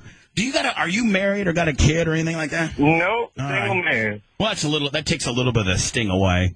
At the end of the day. He's having fun. You save your money to go out and party. But here's the deal, 25. He didn't get laid. He didn't get anything. He ended up going home and just like every other schlep and having to do things by himself with his eyes closed like a Chinese man. How much time did you spend with this girl, Ricky? Oh, man, I don't know, a few hours. But, Ricky, you did not get laid. No, you didn't have any sexual contact. No. I doubt that you even made out with the bitch. Did she offer? Yeah, I did that. Ew. Just think about that, man. You just made out. Make out. And, and kiss. And, Fred, which was there 2 hours before you, was wrestling around with his tongue and this bitch, too. Not to mention the 13 Winstons that she smoked before you got there. Right. For me, it's about the story the next day. Oh, the stories. Listen, my friend. Listen, if you're gonna, you know what? Give me $2,500. I'll call you up and tell you stories all day. Hell yeah! Doesn't sound too good now, did it? Right. Did you just offer yourself out for? No, I would sub it out. I'd get some girl to do it, and we'd split it half. Bubba Army sex line. I get a $1,500 finder's fee. And she'd get like $1,250 to get this guy to the next level. So you spent $2,500. By the way, Ricky, thank you so much for tweeting. And I'm not trying to talk down to you, buddy. I really not. Man.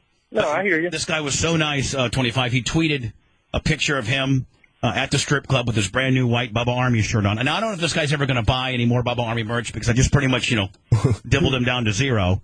But Ricky, I mean, just think of the amount of Bubba Army merch you could buy for $2,500, and you got something actually of tangible, something to tangibly hold on to. Yeah. But I mean, right now you don't have nothing. You're down $2,500, and this woman's never ever had any type of one-on-one physical contact with you. Yep. Right? Ricky, I'm going to say I understand. I'm not going to say I would have spent that much money, but I understand where you're coming from. You of all people, 25, know how to make a dollar go a long ways in a gentleman's club, and first of all, you'd never spend $2,500. No, but the thing is that, Ricky, if you spent that much with this girl, right? Is this the girl that you absolutely wanted to hang out with at this strip club? Was this the girl that... That's right. I mean, for me, I don't go all the time, but when I go... I have nights like that. Like, I go in there to be the man, I go in there to have everybody else jealous. Yeah. Ricky, good luck to you, my friend. We really appreciate Yahoo. I think we're number one with these type of people. And, Ricky, we love you. Keep buying that Bubba Army. Put a little bit of money aside so you can keep buying that Bubba Army merch and represent there at Scarlett's. I'm sure Scarlett's is a great place. And obviously this girl is one hell of a hand. She knows how to work. Yep. All right, man. You guys have a good day. Now, Ricky, have you take her out to breakfast? Ricky, you did tell me that you have had some correspondence with this girl, right? Yeah. And how did that go? Can you be honest with me? How'd that go? Well, I mean, so far so good. I mean, no, I don't want to know so far so good. I want some specifics. Does she have a boyfriend? Is she going to school? Does she have kids? She's single. 25. She's single too. Everything's good. I mean, 25. She probably is everything that you stated. Yeah. But she's not going to, say, hey, Ricky, I just want to let you know that I soaked you for 25. Oh, he got two girls. And his pictures he said, right I'm now. special. And I have a man that I've been living with now for 2 years. I got a baby by him. And don't worry about that. I still like you. Hell no. This girl is like, I'm going to school.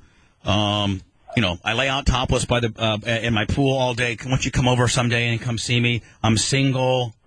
Hard to tell what the truth is. This girl got some knockers on her for sure. 25, you're really getting off the beaten path here, my friend. Sorry. At the end of the day. No, I mean, no big deal. So Ricky, did you reach out to her? Let's be honest, Ricky. This was Saturday night that you had all this craziness, right? Yeah. All right. So Sunday, which was yesterday. Yeah. Do you wake up and reach out to her, or does she reach out to you? She reached out to me because when I woke up, she had texted me. Manson, she woke up and said, "Oh my God, I got to find that sucker who dropped $2,500 on me because I might be able to get like $500 on a Sunday from him." She got a live one. And that's what the girls do in the back. Hey, Trixie, guess what? I got a live one on here. He's down $2,500, and all I did is give him my number, and I'm just going to string him along. She saw him coming a mile away. Ricky, do you think you're going to get laid by this gal? Honestly. I don't know. I mean, probably not. But, I mean, you never know. I've lucked up before. Yeah. Ricky, God bless you, my friend. He's an honest man. How old are you, Ricky? Like 23, 24? 25. Yeah, you got a lot to learn, kid. Yes, sir. A lot to learn. But I love you. All right, man. Thanks. No homo. Live and learn. Is it me, or does it seem like this particular year there is an epidemic with parents, or I should say irresponsible people, leaving their kids in the car this summer? It just seems like I'm seeing more and more of these particular deals than I can remember. There's even people doing it on purpose. What do you mean? Well, the one case where the guy intentionally left his kid in the car. Oh, to kill him? Yeah. Can you imagine how much of a horrific death that would be? Because they say that you asphyxiate, you get hot breath, like miserable. It's like you're in a sauna. Like go to like the YMCA or your men's health spa or whatever the hell, and sit in the steam room too long, and eventually you can't breathe. Yeah, the children, they can't get out of the car seat. They sit there and they then pull their hair out. Terrible. Accelerate that by the white trash factor. It's like this guy wanted to go have sex. Are you that gummed up and that just much of a straight-ass white trash hillbilly that you can't, oh, God, I got to have sex with you, baby. I'm just going to leave little Terrence in the car here and give me a quickie. I mean, which just solidifies the fact that you should have to qualify to even have kids. And that should be a question on the forum. Dear dumbass, white trash who'd like to reproduce and have a kid, you're real horny, and this hot bitch says, come on over and give me some now, but you got little 1-year-old Johnny. Do you, A, tell her that you can't come over till 1-year-old little Johnny has, at-home child a child sitting type deal, or do you B, put little Johnny in his, by the way, it's August and it's 100 degrees out, or do you put little Johnny in his car seat over to Susie's house, roll up the windows at exactly 1 o'clock, high noon, when the sun's blaring down on top of your car, and blast little Susie, and little Johnny is exposed to 145-degree temperature? Yeah, B. People living in this stretch of Bull Hill Road didn't wake up to the normal rural sounds Friday morning. I heard babies in the vehicle crying really loud. This man who... Oh, hold on. Twin babies. Twin babies, Virginia, of all places. Imagine that. This seems to be a white trash thing, does it not? Not 25. You don't see a lot of brothers doing this. No, I'm reading another story where it was like a Asian family in California that did the same thing. Yeah. I'm not trying to be racial, but some things are just white trash things, and some things are just black trash things. Like, for instance, serial killers are never black guys for some reason. Child touchers seem to be, for the most part, sick-ass white guys.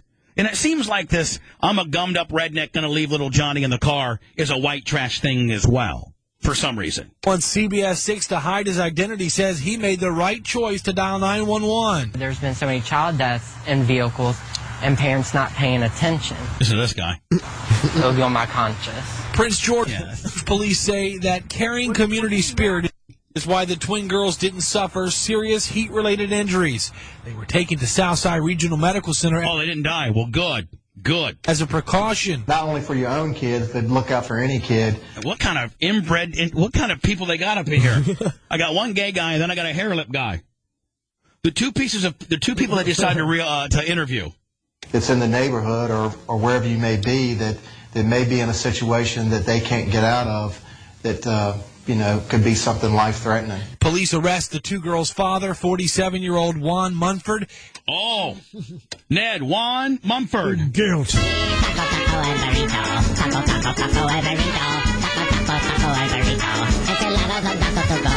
This is a brown trash deal. Juan Buford or something like that. He's charged with 2 counts of felony child endangerment after police say he left his daughters in the driveway here with the windows down. He's also charged with indecent exposure. Oh, now hold on now. Now listen, I maybe we're a little hard on Juan. Oh, the windows were down. Yeah, I mean, that's just going to get hot. Well, no.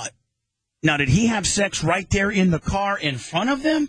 Is that what they're saying? I think he left them in the car. He went around to the back of the town. He's also charged with he left his daughters in the driveway here with the windows down. He's also charged with indecent exposure. Well, now, in order to be charged with indecent exposure, that means he had to have his stuff out, right? I think so. Went around to the back of the duplex and discovered a male and a female engaging in sexual intercourse. Oh, man, Juan was so gummed up that they did it right there at the picnic table. Right? Yep. I mean, yep. So he pulled up into the duplex deal and left. Ran around back. Ran around back. Hurry up, baby. Babies are in the car. Babies are in the car. I ain't got no AC in this 79 Maverick. Everybody knows you go to a park, you leave the car on with the AC and you go in distance where you can see the car. Juan doesn't have any AC, buddy. At that point, they made contact with an individual who identified himself as the father of the 2 twins. Police also charged LaToya Wilson with... LaToya. She probably had she was probably waiting for him with her pants down on the picnic table. He came rolling up in there. Decent exposure. Are people really that horny? Yes. I mean, are they really that gummed up that they just, all sense of any type of sensibility of reason completely is abandoned because you're that gummed up and that's, horny. She was released on... Now, do you ever get that horny? I never let it get that far, buddy. Scene. Police add that she was not the mother of the girls. Neighbors say... Boy, Juan's really getting after it. So the mom is nowhere to be found. Juan's got possession of the 2 twins. He's got Juanita. It's actually a black guy. Oh. Yep. I was trying to give black guys a good name. I can't really tell. His name is Juan. His last name is Munford. I don't know what, nationality he is. They saw the 2 acting passionately. Yeah, I think it might be a black guy. Looks like a black Felt guy. interrupting would be dangerous. Then I was afraid. Hold on. The cops saw, or hold on, this guy. Oh, hold on. To get fussed. Then I was afraid. Girls. Neighbors say they saw. All right, so neighbors, of which they don't have the thickest, most rugged sounding guy as the one that tried to intervene. Listen to this guy. Not the mother of the girls. Neighbors say they saw the two acting passionately and felt interrupting would be dangerous. So this guy must be pretty impressive. Yeah. He must look like, The Rock or something like that, because thick neck. That you can't even shut out your window. Hey, you might want to check on your kids and stop, having sex with LaToya there.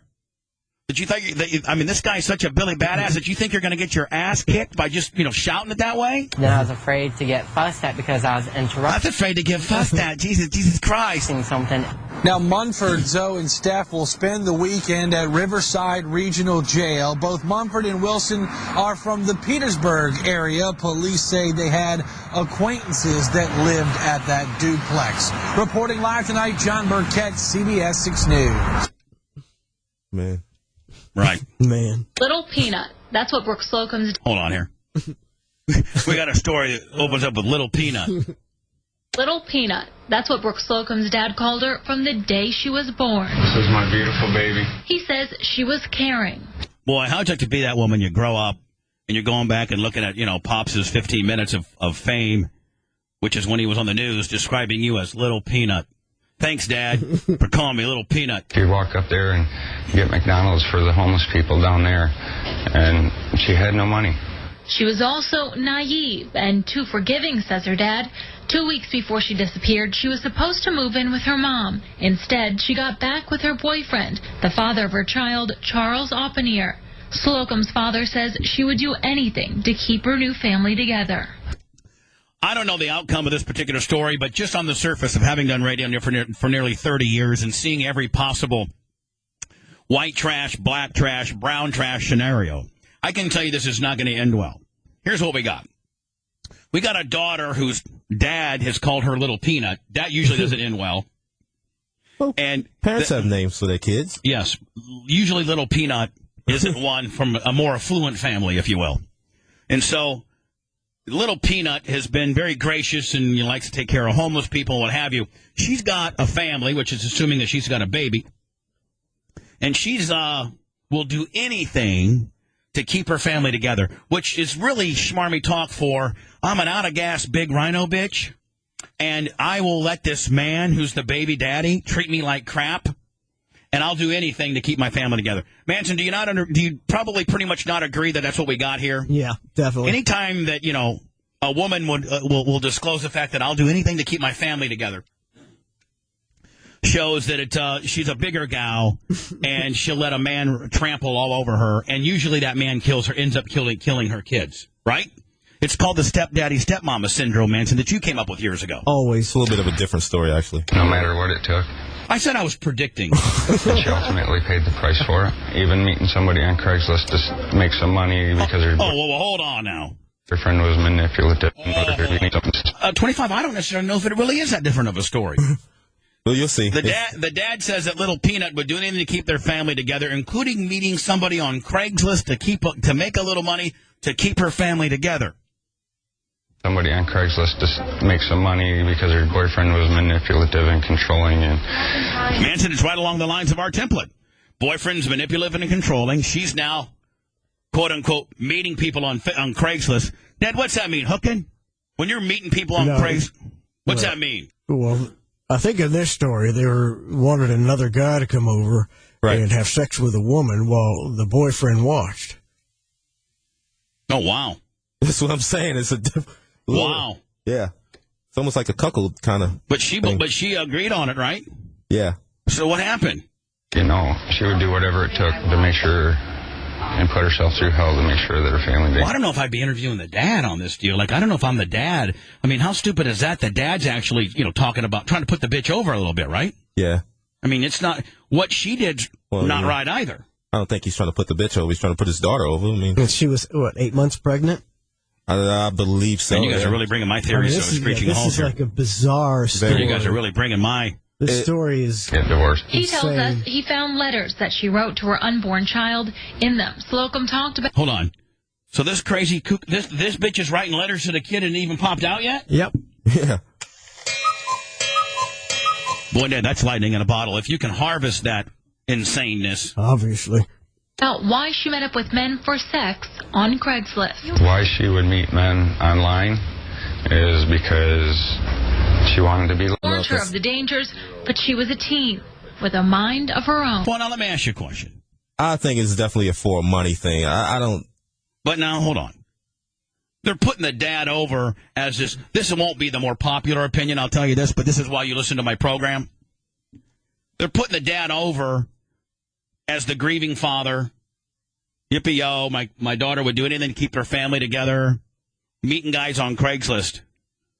She started out as a teen, which, until the kid's 18, you have, parental control, right? Manson, I mean, until your kids are 18, you can only use that whole, listen, you're still living under my house, you're going to do it my way kind of deal. Of course. So he said that it started out as a teen, so I'm assuming way before 18. And they're making this news channel or this station's making this dad out as this grieving father. Why doesn't somebody do a story about, listen, Mr. Joe Irresponsible Bad Dad? Why would you ever allow this? Why would you allow your daughter to, your little peanut, so to speak, roll up in here and get blasted by men for money?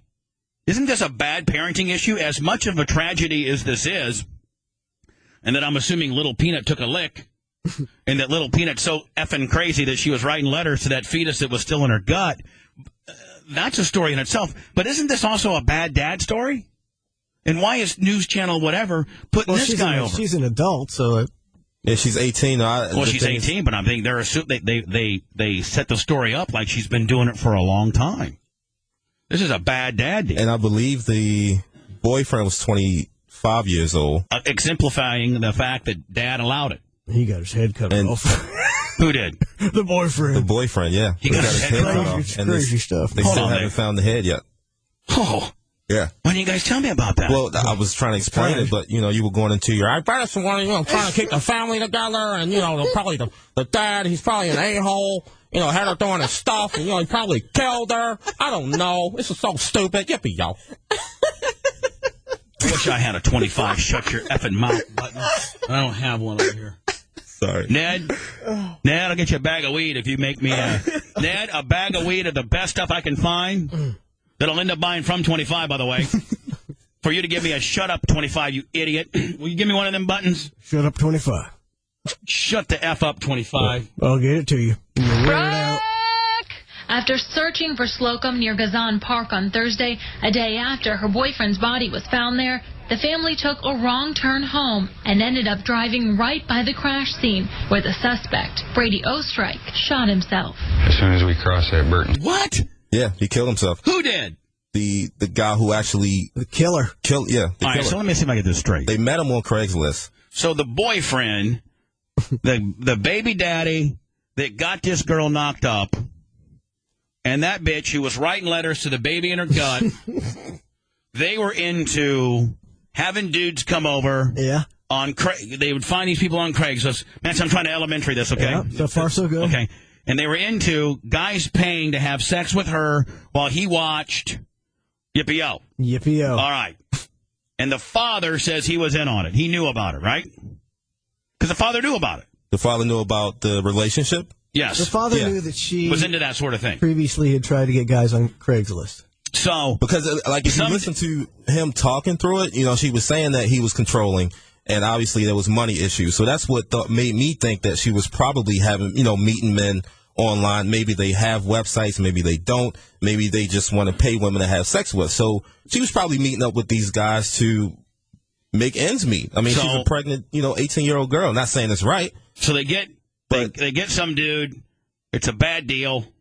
That dude kills her and then cuts off. No, I believe he killed the guy, cut the guy's head off. Yeah. And I believe he held her as a captive. Yeah, he held her captive for a couple weeks, I believe. Oh, wow. So this guy was a real sicko. Yeah. Street overpass. My heart fell into my stomach. and I knew that my baby was up there. An hour later, he got a call that they found her in Oestrike's trunk. She was dead, and so was her unborn baby. Now, listen, I'm certainly not trying to be a dick here by saying this is not a horrific type deal. This is horrible. No father, I would not want any father to ever suffer through this, okay? But I think that the news is kind of taking the softball approach by letting this guy be this big, crocodile tears, sad parent when he acknowledges the fact that he knew about this type of lifestyle that they were into, right? Right. I mean, wasn't there just a year or two out of Boston that there was a Craigslist killer? People that you meet on Craigslist, well, they can kill you, right? And so if you're a responsible father of an 18-year-old woman that's pregnant by this dumbass guy and they're into meeting people on Craigslist and having sex for money to make ends meet, why don't you just suggest maybe another job, or maybe you take another job so that you can help your family out or something? I think that you shouldn't be necessarily portrayed in the media as the crocodile tears, grieving like father. I think somebody should ask some hard questions as to why in the hell did you allow this to happen, you idiot? Don't you think? Yeah, I mean, or am I just a dick? You're hung up on this dad, man. Yeah, I mean, you could also ask baby, like, what his relationship was with his daughter, too. Ned, I'm hung up on the dad because the whole story is about him being sad. Why don't they blame him a little bit? And in that road, covered in a yellow tarp, pulled out of that man's trunk. It was the most horrifying experience any parent could ever imagine, and we need to put a stop to this. Well, in full dick type fashion, you could have put a stop to it. So he's starting a foundation. Yes? No, I'm just saying. Put a stop to how it goes, and then he lives off his dead daughter because he's a bad dad in the first place. He's going to have a foundation by make sure your daughter doesn't have sex with men while she's pregnant with some other dildos, baby. On Craigslist. On Craigslist.com because she could because her baby daddy could get his head cut off.org. I mean, but there are people I can that see it. A little wordy. We're going to try to come up with just the letters, We're going to try to come up with just the letters on the deal, but it's a little wordy. But it's a work in progress. It's nonprofit, 5013C. That guy's going to take like $150,000. It's kind of like Susan G. Komen. They're not looking for a cure or anything like that. They just wanted to, get a big trying to pay the bills.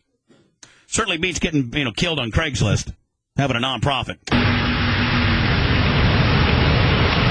Did anybody in wherever this is in Virginia, I think, or wherever it was, did any news director tell their little journalist person, listen, ask him why, as a father, he allowed this to happen? Why didn't anybody ask that question? They never do.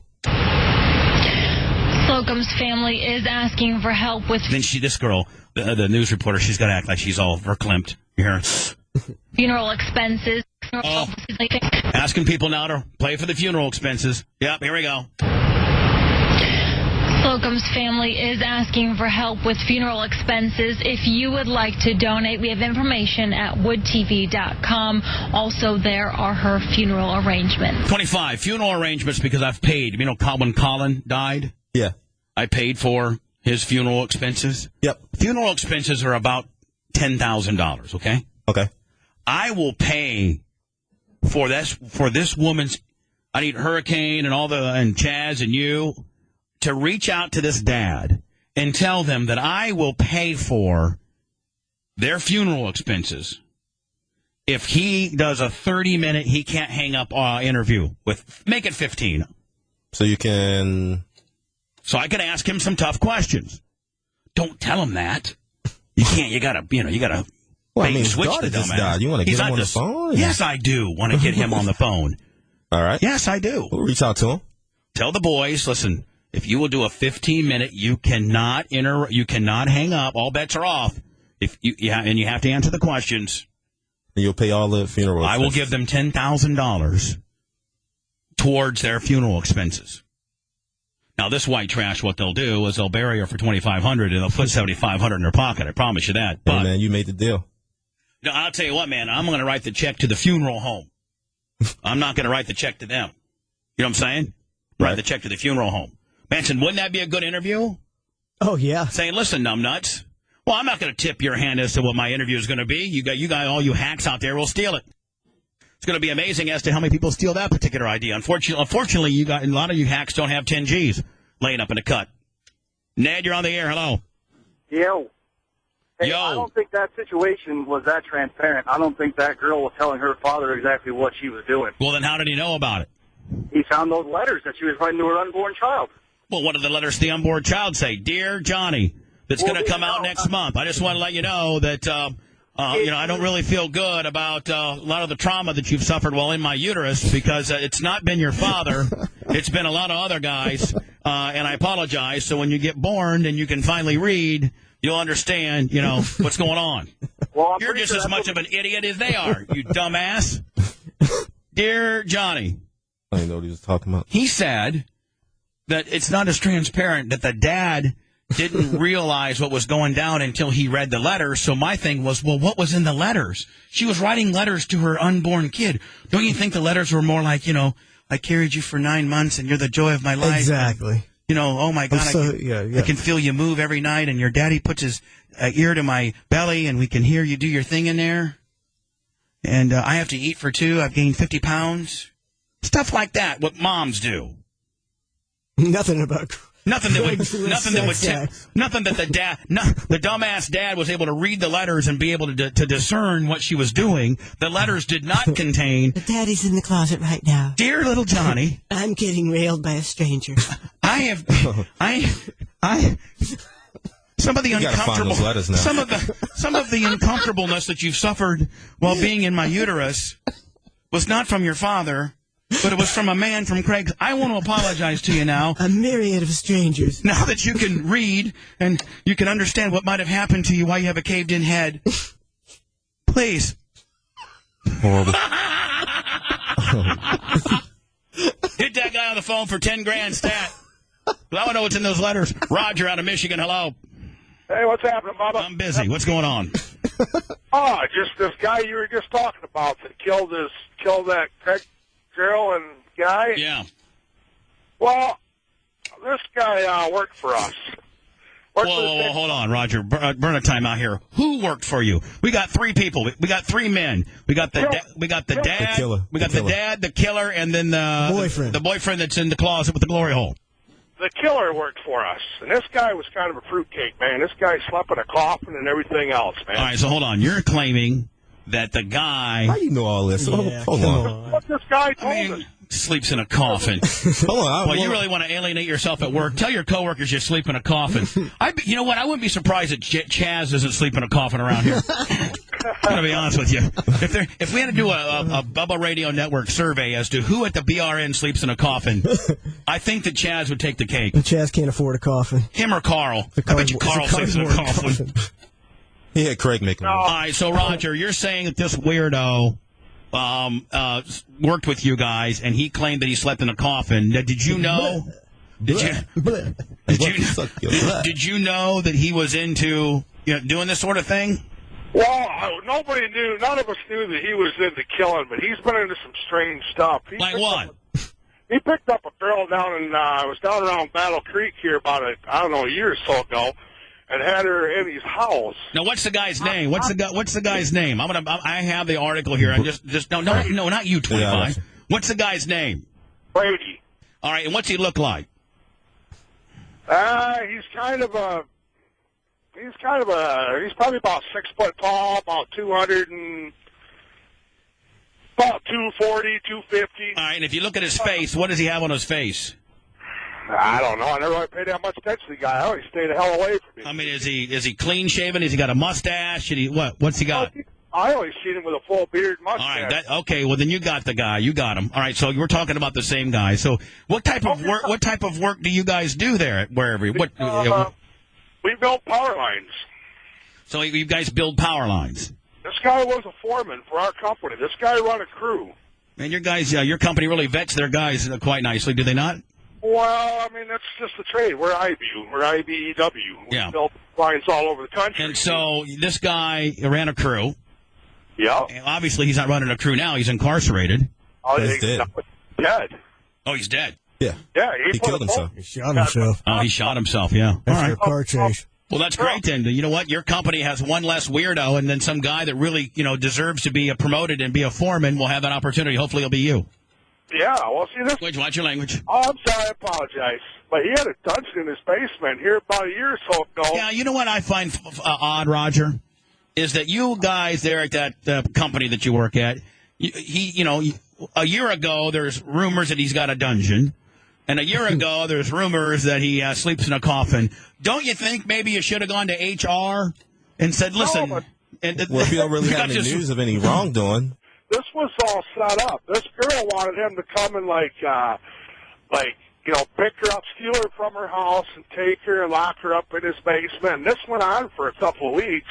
And the cops even came, because somebody called the cops on him, because he was telling guys at work.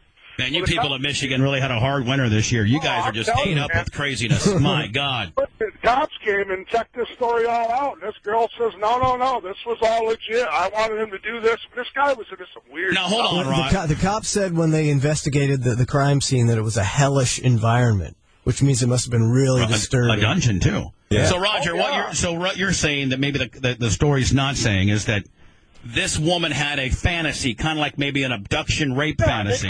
Exactly. All right, and the fantasy was for him to come and abduct her, bring her back to his dungeon, and keep her, kidnapped for however long. And that was part of the wink, wink, nudge, nudge. This is how it goes. Right. To the point where people thought it was a little bit weird, and the cops came and investigated that, and it checked out by her saying, no, this is what we're into, and they cleared the guy a few weeks ago. Exactly. Well, I think this was about a year or so. She must have forgot the safe word. You know what I'm saying? No, I don't think she. Yeah, I don't really know, man. It's out there. One of his friends, I guess her name was Brittany.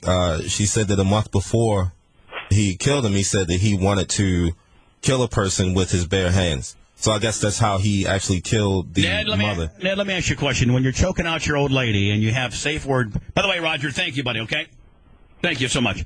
Ned, I'm way late. By the way, Ned's top 5 next. Ned, let me ask you a question. You're into that. I shouldn't say that you're into that, but you've done that. Let me take it as far as I can. Here's the safe word, and until you say the safe word, all bets are off. You've done that, right? Of course. All right. So let's say that you're with this gal, and the safe word is whatever. Yeah. But banana stand, whatever the hell that guy. Remember? Afghanistan banana stand. Afghanistan banana stand, right? Ned, and you're just really laying the Rob Conn rear naked choke on Garnet, right? And she is just going, she's not saying the safe word. And, you end up killing her, but she never said the safe word. That's a clean joke. That's a clean joke. Yeah.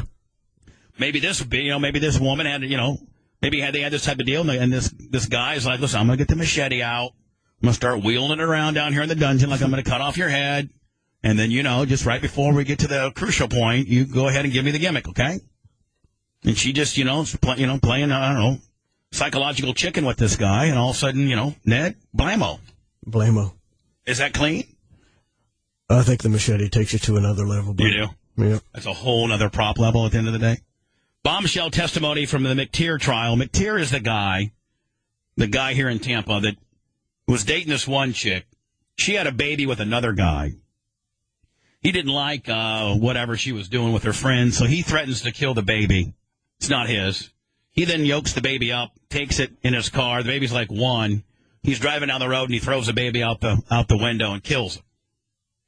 Well, he's on trial. They're saying that the baby may have had a skull fracture before that. Did you see that? Yeah, I thought that he slammed it on the concrete before that. Yeah. That's what they're saying, yeah.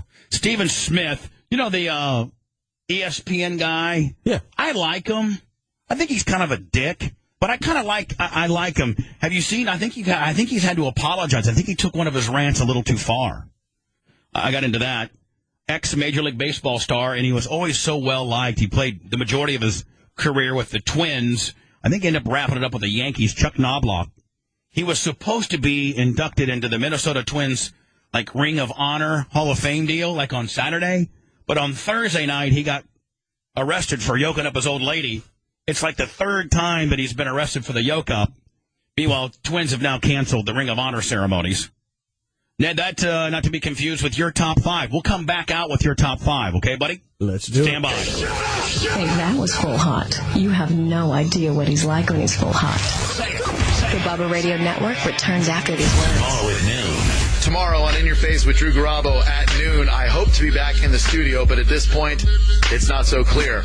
If I am, we'll go over the weekend's events and come up with tons of controversial topics that'll get in your face. And if not, Gio and Kayla will do their best to keep you enthused, amused, and compelled with recorded content and live. In Your Face with Drew Garabo. Tomorrow starting at noon on 102.5 The Bone. Real, raw radio. Now, another traffic update. It's brought to you in part by Quail Hollow Golf Club. Lots of wrecks now. Southbound on the Veterans at Linebaugh, there's a lane block. Also got a lane block with this wreck westbound on I-4 to the entrance ramp of southbound 275. And at least this one's off to the side. It's on the Selman at 301. Visit Seminole Hard Rock Hotel and Casino Tampa and enjoy world-class gaming and dining any day of the week. Be sure to check out SeminoleHardRockTampa.com for the latest action and follow them on Facebook, Twitter, and Instagram. From the Safe Touch Security Traffic Center, I'm Mimi Lawson on 102.5 The Bone. Hey, it's Bubba the Love Sponge. I got to tell you about Pepper Contracting. Pay attention, everybody out there. Pepper Contracting has several large projects under the way and a few just starting right now as we speak. Pepper is looking to hire top-quality people. Women, minorities are also encouraged to apply. Pepper has opening for project managers with strong DOT experience, field mechanics, dozer operators with GPS experience. The bottom line is you got to go check out my guys at Pepper Contracting. Go to Pepper Contracting. Fun show. This coming Saturday night, Bubba Raceway Park, Ocala, 9050 Northwest Gainesville Road. BubbaRacewayPark.com. One-stop shopping for all the schedules and all the pertinent information. $3,000 to win National Late Model Series race. My son Tyler Clem, I think Ivan and Lloyd, Mark Whitener, Novsvich, all going to be in the house this coming Saturday night. Never seen a tan look so good. Sunshine's treating you like it should. You gotta know the kind of glow. By the way, a response, I should say, from Mandy Cable. Oh, really? Yes. Although Mandy did not use her Etna email this time and profusely apologized for using her didn't mean to use it last time. She still hates you, though. No, she's trying to cover her ass. I'll get into that momentarily. Frank out of California. Frank, how are you, my friend? I'm good, buddy. How about you? Great. How are you? Okay, can't complain. Pretty early here. By the way, Ned's Top 5 coming up next. But I have to talk to Frank, and then I got to read the Mandy Cable email response, and then the Ned's Top 5. So, Frank, what do you got for me out of California? What part of California are you from? I'm from Merced, which is about between Modesto and Fresno. Isn't Rob, Artie, and Dawn out there? Well, I don't know. They're on the 4th straight week of Best of. And they've already played 2 records this morning. What station are they on in Merced in the big Rob, Arnie, and Dawn radio network? The big old flamethrower 92.5. 92.5. Who are they owned by? 92.25. Look up 92.5 out of Merced, California. You may not, sir. You may not be a radio guy where you know necessarily who they're owned by. You know, Clear Channel, Fox, Intercom, CBS, Shamrock, what have you. 92.5. The Bear? 92.5 The Bear. Sounds like a station that should be in Key West. Ned, what's your favorite station when you go down scalloping down in the Key West? Oh, I like to peel it with the Bear. 92.5. You're peeling it with the Bear.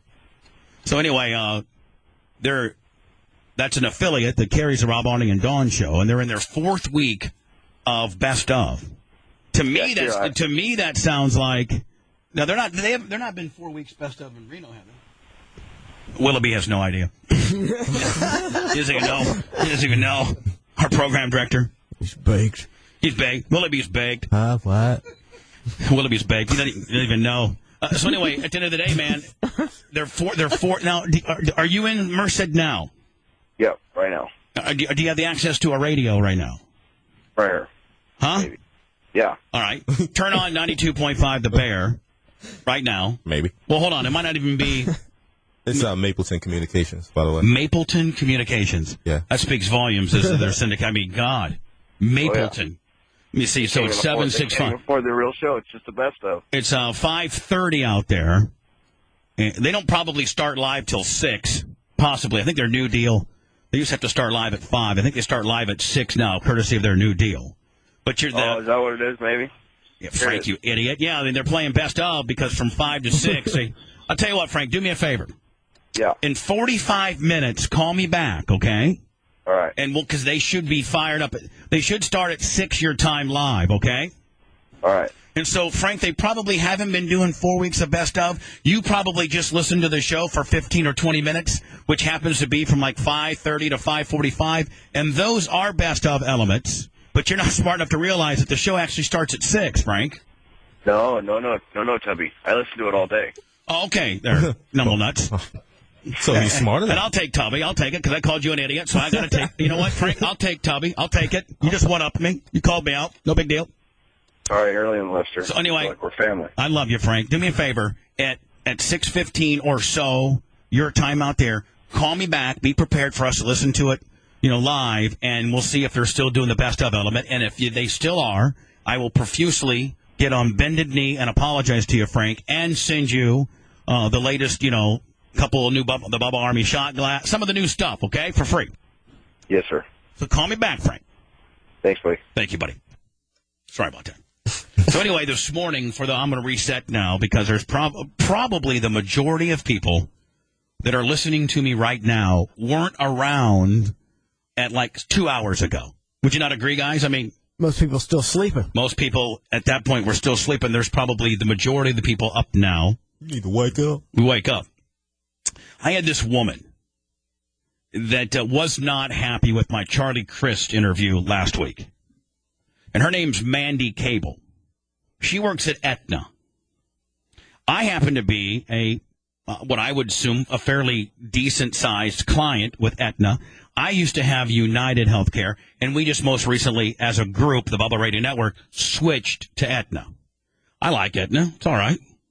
I don't think any healthcare is really that good. I think Obamacare has pretty much screwed out the little business guy. So I have to pay more.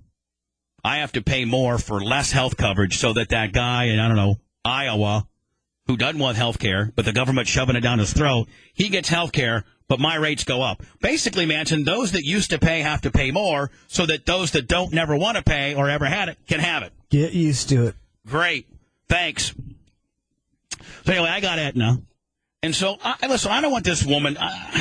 I just find it. Listen, I have to answer to people as well, and I obviously I don't want all the haters to say, "Well, you have your First Amendment right, and you're allowed to say what you want. Why can't this woman?" No, really, I can't say what I want.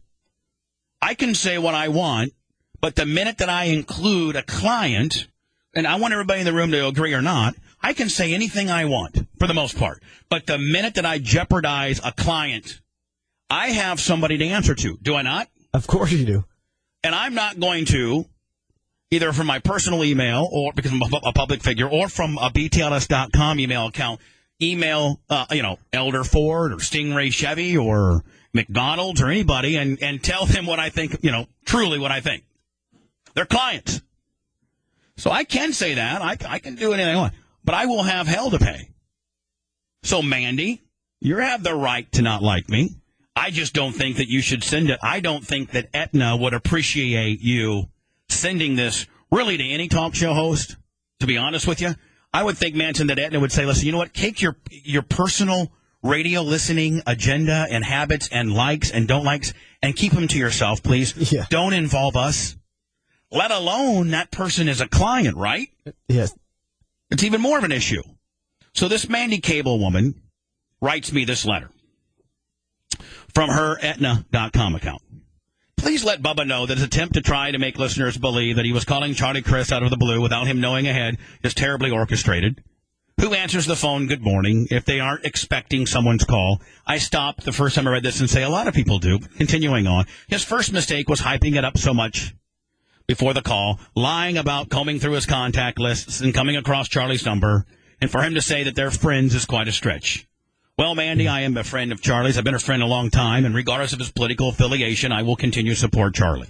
And really doesn't matter whether it was a cold call, that it was set up, or whatever. It doesn't really matter. And for you not liking the show, you certainly listen very intently, and thank you for that. Bubba has really lost his edge within this past year. This comes from Mandy Cable from Etna. He's not funny at all. Thank God for Manson. It's even worse since he got rid of Shannon. We all know that he couldn't stand. Manson, you can see, obviously Shannon, a very conservative right right? God-loving type deal.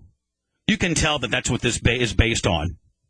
Can't you? And then she throws in the gay thing and then throws a little racial gimmick in there as a mother effer on the backside. You can tell that's just what this is all about, is it not? And obviously Charlie, a Democrat. For all you Bill O'Reilly marks, leave me alone. We have nothing in common. There's nothing to see here. It's even worse since he got rid of Shannon. We all know that he couldn't stand that Shannon overshadowed him at times. Let's be honest. I didn't get rid of Shannon. We all asked Shannon not to go. Shannon's ego wouldn't allow him to be anything else but a host. Am I not correct in saying that because that's what he said in his exit to us? That's what he said. He said, I just not comfortable in not being in the host role. That's what he said. So see ya. So, Mandy, you don't even know. You don't even know. Bubba should work on not being a phony and just go with the flow like he used to. Everything almost seems so contrived and unnatural. I remember how he used to berate MJ for always talking about TMZ celebrity news, and now he does the same thing. No, I really don't think I do, to be honest with you. Because we spent an hour on a gay porn star that hid a half a pound or a pound of meth in his butt. And you're never going to find that on TMZ. And in fact, TMZ did do that story, I'd start watching TMZ more. Go back to the basics when you all used to mesh and rib on each other. That's what makes great radio. Oh, that's right. Bubba gets rid of anybody that makes the show tolerable, Spice and Shannon. So there is no camaraderie. I didn't get rid of either one of them. They both left on their own terms, and I asked them not to leave. So what do you know, Mandy? Hopefully you can sling health care insurance better than you can analyze radio shows, because you suck at this. And secondly, if you're going to send out some type of criticism to your favorite, but yet not favorite, radio show host, you probably should use your Gmail account like you did just a minute ago, because you re-emailed me trying to cover your ass. As much as I like him, Manson cannot carry the show, and 25 doesn't add anything worth listening to. I don't know what she's saying there, 25. Hey, man, like I said, I'm not for everybody. A lot of people don't like the things I like, so it's cool. One more thought. She's a fan of the show. No, she's not. Well, she is. She knows everything about the show. But she hates it. She is a fan of the show, and she wants it to be back to... you have a lot of listeners that they just aren't used to change. I mean, the show has changed a lot, obviously, when it comes to characters that's been a part of the show. So, I mean... She has some flawed data. Every couple of months you get people that they email about this stuff. Well, my opinion, she doesn't like... get rid of that? In my opinion, 25, she hates... And this is strictly my opinion. Strictly my opinion. I mean, maybe it'd almost be like a hot news, rumor has it kind of deal. From Ned News Central. Speculation, hearsay. Oh, it ruined you. Rumor has it with Nedley Mandingo III. It's not with Ned, it's with me. In my opinion, Mandy doesn't like blacks and she doesn't like gays. Which, Manson, doesn't that fit the Republican template, kind of? It kind of does. Kind of. Because and this is strictly my opinion, because she ends it with one more thought. Like she's Columbo. One more thought. Here's Bubba doesn't really need to keep saying how hot all these women are. We all know that he's still in the closet. And then she says, please share this with Bubba. All right, well, there you have it. So, Manson, I sent a letter back to her this morning, okay? Yeah. Now she sends one back to me. Bubba. By the way, this comes from her Gmail account. Now, I want you, Manson, to listen to this and tell me if this is cover my ass mode. Yeah. I just want you to give me your cynical, type opinion. Okay. Bubba. While I appreciate your response to my email, it was not intended to be hate-filled or derogatory towards you or anybody else. Also, it has nothing to do with my employment. I listen to you while I'm at work, so I apologize for not using my personal email. I think that's ass covering. I'm not a racist or a gay basher. Manson, again, I think this is completely corporately trying to cover her ass. I don't bash the gays. Or any other of those things you accused me of being. I've listened to your show for as long as I can remember. Yes, even for the Power Pig days. I think she's trying to butter me up. And for the record, I would vote for Charlie Crist over Rick Scott any day. Please refrain from reading my original email over the air, as this was just my personal opinion at the time. And let me reiterate, not a personal attack on you or your staff or anybody else. All I was trying to get across was I feel you've lost your edge. You don't seem as comfortable in the seat as you once did. Listen, honey, I could completely dissect this email and peel this thing back and even make you look dumber than your original email did. Would you not agree? Everything in there, Manson, is that so she can document that she's trying to cover her ass. Yeah. It was a personal attack on me, honey. Absolutely a personal attack on me. Because I think Manson is the words telling Bubba to stop telling women how hot they are because we know that he's in the closet. Is that not a personal attack? What is it? Yeah, you could definitely call it that. Mandy, reboot and try again. And I'd like to have you on the air, Mandy. I'd like for you to take over my Etna account, as a matter of fact. You be my new Etna person I can answer to and tell me, the various things, the various beautiful things that Etna offers or don't offer.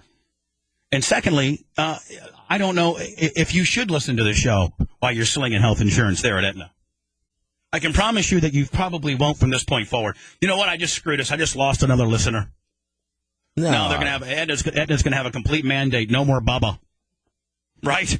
They probably employ like a zillion people. Nice job. We're screwed. Good job.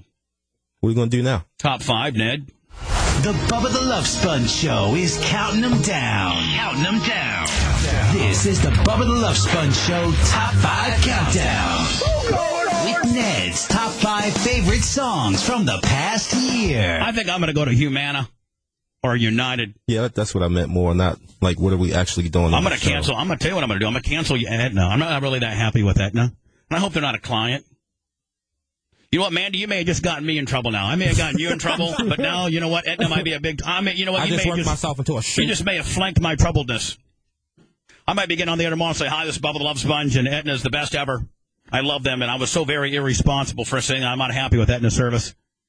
Etna's number one. Mandy, you're the best. I don't think you should cancel Etna just because of this one chick, though. I mean, that's. But I did meet a guy. Manson and I. But well, you did too. I met that guy from Humana at the Wounded Warriors football game. Really, really cool. Robert. Yep. And Manson, was I not talking about maybe pricing out Humana anyway? Yeah. So I met this guy. So I'm, He was a great guy. He was a great guy. You don't see that guy writing me an email on Humana, on the Humana server saying that I suck and I'm a homo and that they didn't like blacks and that I'm full of myself and Shannon overshadowed me and I fired everybody. You don't see that. That guy, Manson, walked up and took a picture with me. That's who I want to spend my money. That's who I want to spend my $6,000 a month with. A guy that marks out. Ned, top 5 from this past fiscal year, right? Yeah, something like that. Yeah. The Bubba the Love Sponge Show is counting them down. Counting them down. This is the Bubba the Love Sponge Show Top 5 Countdown.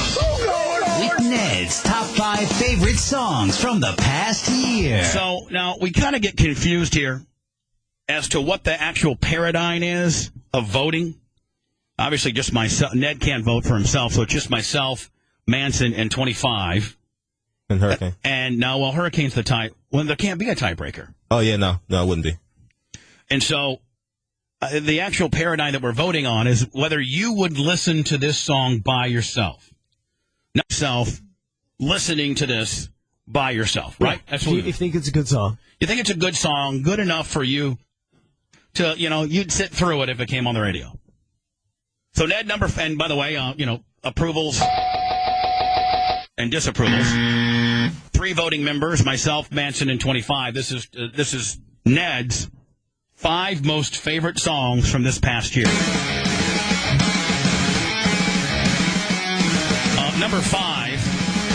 So Ned, honest to God, this is your 5 most favorite songs from this past year, and this is the stuff that you listen to in your private life. I hit shuffle, on my iPod, and this is what came up. And this is the stuff that you listen to in your personal life. Yes, it is.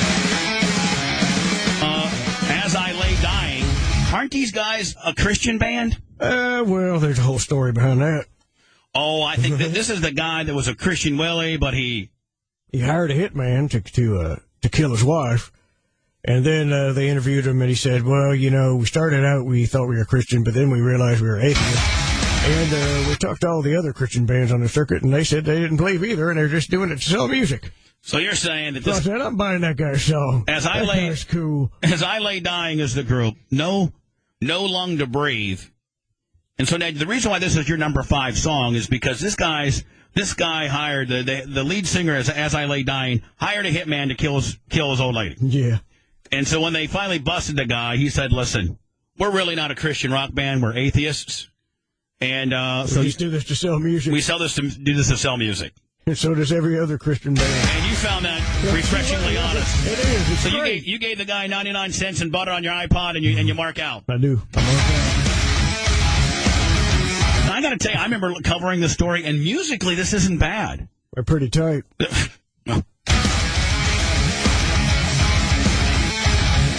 Ned's top 5 for the past year. It's no violation, though.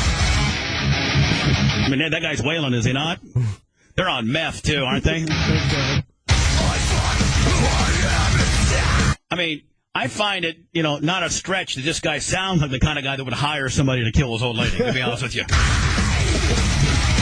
This sounds like the guy that would kill his old lady without hiring somebody.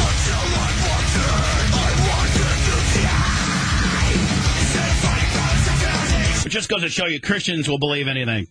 You just tell them that you're Christian, yeah, and then you can come out and look like this and sound like this, and they're like, oh, they're Christian, no big deal. God's just got several different ways of relaying his message to people.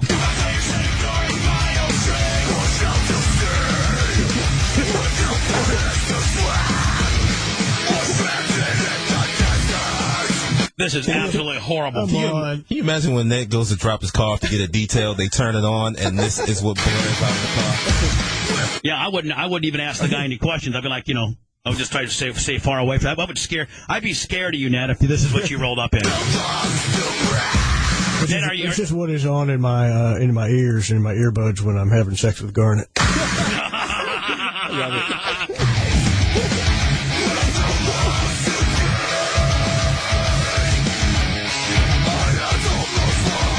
Well, now you know the story behind it. This is the top 5, Ned's top 5. That's my vote. I mean, isn't it pretty much a no-brainer, Manson? Yeah, Wow, Ned. Man, that'll get you going. And then, Ned, you go from that to this. Blake Shelton doing what she likes. Now, is Blake Shelton the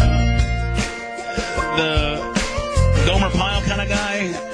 Is he the guy? No, he's the guy in The Voice. Like real steamy. He's probably the top guy in country music right now, and he's huge. He's tall, drink of water. He's good looking, and he's got some really cheesy pandering songs. And you like him? Well, Garnet, this is one I like to sing to Garnet, butter her up. So you're saying like if you're trying to roll up and be that smooth ass older gentleman, this is what you'd have? Yeah, I'll throw her a bone occasionally. So you're trying to throw your old lady an emotional bone? This is the deal? Yeah. She likes it when I call in sick to work. Spend the whole day hanging with her. Again, Dad, you just can't kiss any more female.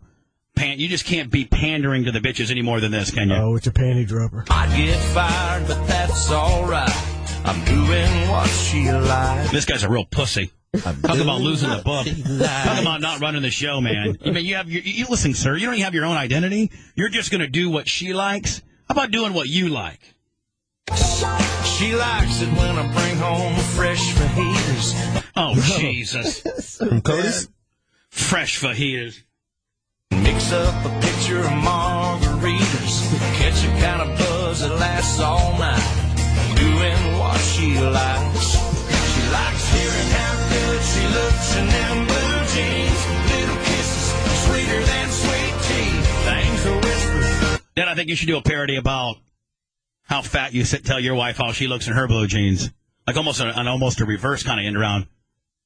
You give your woman compliments, but not near like Blake Shelton does. In her rear, oh my, I like doing what she likes. Like running my fingers through her hair. That's my vote. This is dreadful. 25? No.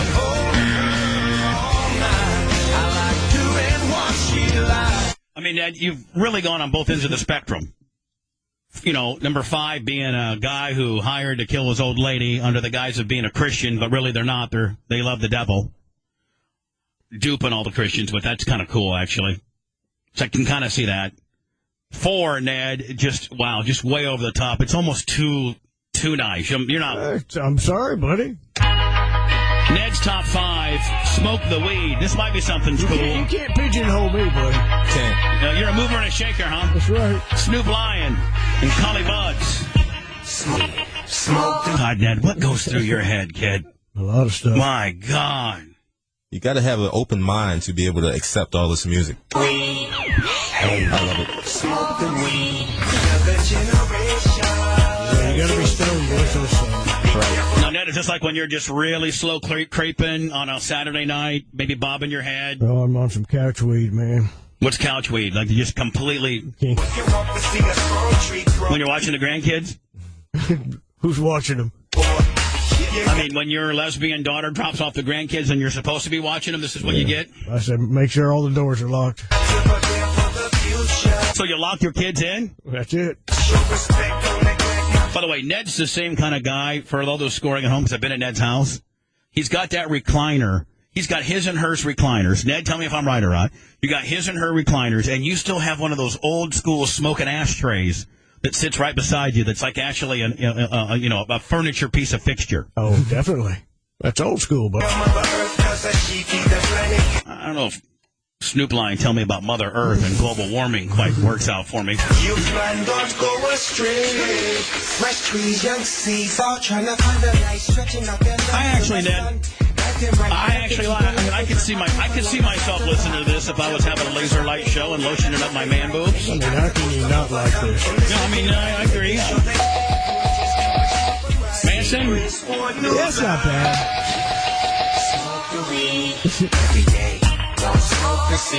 Boy, Ned, how you go from Blake Shelton to this, I don't know, but you certainly pulled it off, kiddo. Ned's top 5. Number 2. How do you say that? It's an Enrique Iglesias. Ned, are you fantasizing a little bit? You love Enrique Iglesias, do you He's not? a very talented singer. Yes. Were you a big fan? I was a huge fan of his dad. Julio Iglesias. Featuring, well, no, this is not Julio. Is Julio still alive or is he dead? I think he's still alive. Featuring Sean Paul, Enrique Iglesias. What's it called? Bailando? Bailando. What is it, about a Spaniard gunfighter? What's Bailando? I don't know, man.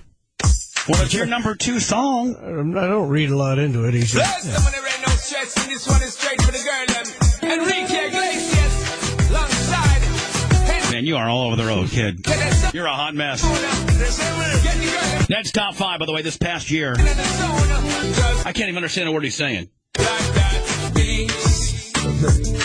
Tucking song. Yeah, Ned, are you tucking now? Yeah. You and Fabrizi going to the dollhouse shark biting? I think I may have been accidentally downloaded this one.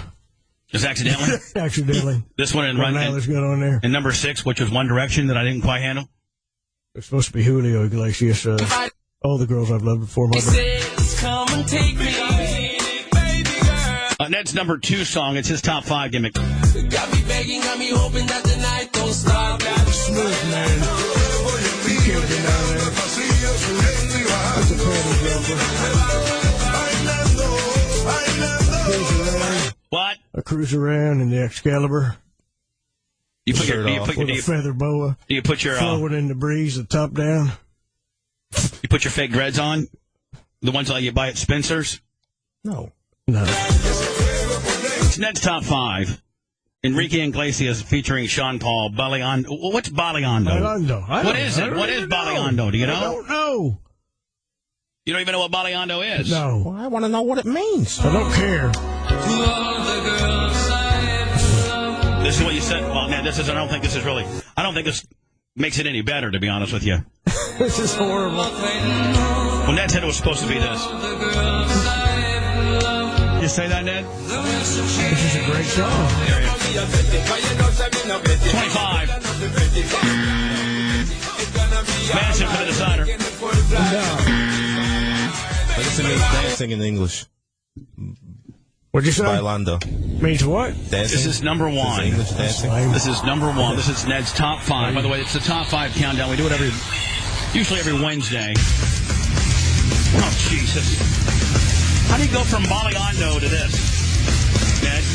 You should have watched the video. I'll take the video. Hold on now, 25 You really got to watch the video. So you're saying that number one, which is Give Me Chocolate by Baby Metal. How do you, as a 76-year-old man, even know about a band called Baby Metal? I spent a lot of time on YouTube, buddy. Buddy. You just gave me a buddy. Listen, buddy. Okay. And so you're saying, Ned, that the recorded song doesn't do justice. I need to look. Visual. What's going on? Playing an advertisement, or what are you doing? I don't know. You guys send me all kinds of stuff over here. Hold on here. I don't even know where it's at now. There we go. All right, Ned. So, Ned. What? I got, like, Chinese geisha girls. Japanese, please. All right. Is there a difference? Yes, there's a difference. So your number one song is Baby Metal, and it's called Give Me Chocolate. Oh, it's a great song. Is it Japanese girls looking for black guys? Yeah, I don't know. They like chocolate. That's all I'm saying. Maybe I'm reading too much into it. Now, is that a picture of Jesus behind them? It looks like it. Does that make it hotter? And the drummer's wearing a skeleton costume. I mean, I'm tripping out. How did you find out, Ned? Who was the person that turned you on to Baby Metal? I get a lot of, unusual people throughout the globe who email me Your various net advisors? various life coaches, if you will? to check out. Is that how you found out about Farm Secrets? I don't know what you're talking about. Oh, hold on, Ned.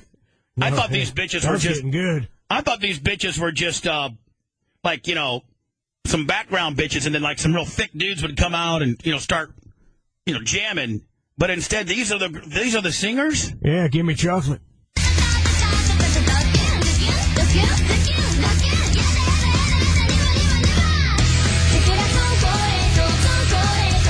This is your number one song, Ned. I love this, man. So Give her chocolate, man. Crank it. So, Give me Ned, chocolate. the bottom line is that on a Saturday night when you're doing what you're doing, traveling to and fro, this is what would come up more often than not on your deal. Yep, give me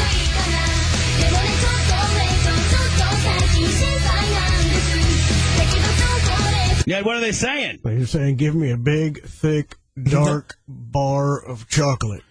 Are they saying they want to party with Ty J? Yeah. They even put their little hands out and do like a big, like almost doing a fish story type deal. Is that what they're looking for? That large of a piece of chocolate? That's you can read into it whatever you want. That's what makes this thing so brilliant? Is it just has so many different? It's to each its own almost. Every time I watch it, I get something new out of it. Oh my! Well, now Jesus is like. Yeah, he's raving. They got Jesus raving in the background.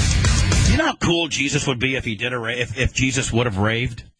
I could actually hang out with Jesus if Jesus, instead of having like spikes in his hand, would have had glow sticks and some GHB. So Jesus would have had glow sticks and GHB back in the day. I think he was raving. And there was, a DJ spinning. It's all about love, 25. If DJ Jesus would have been proficient on the 1 and 2s and could have give me some wikis. Not even the fact that none of that stuff existed back then. I mean, wiki. Shut up, bitch. Move on. If Jesus could have given me a couple wikis, I would totally be buying Jesus' spiel.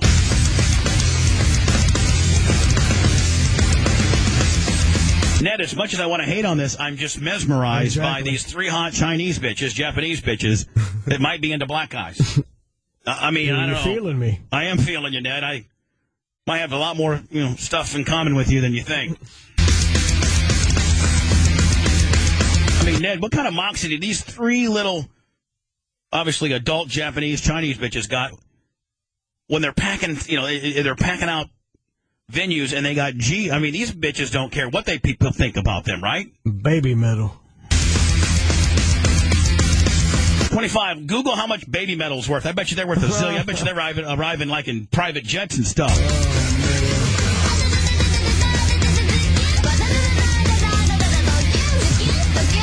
I mean, these people are so mesmerizing, we don't even know what they're saying. And we like it.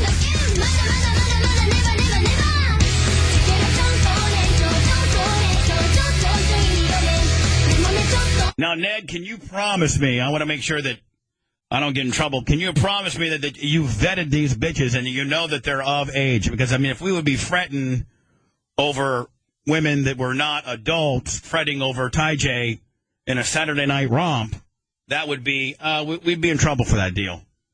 Are you assuming that since they're a recognized, established, on a major label band that they've been vetted prior?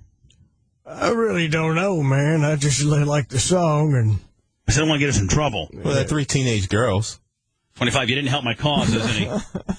Hey, you didn't help me. You should have said there are 3 bitches over 18. Teenagers are from 13 to 19.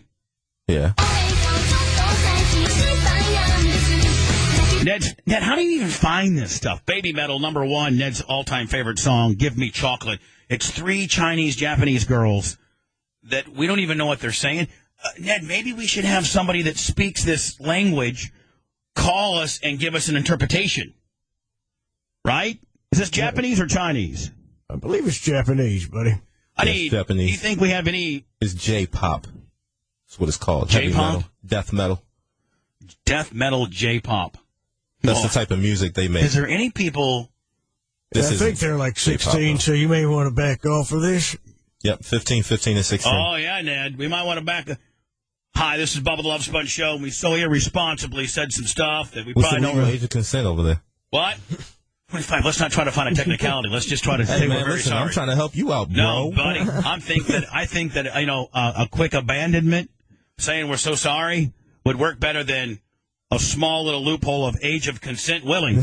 I'm just saying. I need your ruling on the deal. I think we completely back off, say we're so very sorry, instead of, it's consent over there is only 15.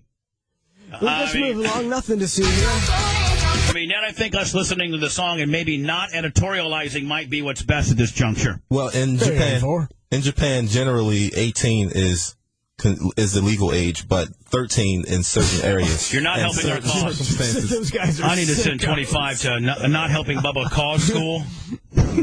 When in doubt, like Clear Channel 25. Cover your ass, man. No, when in doubt, leave it out.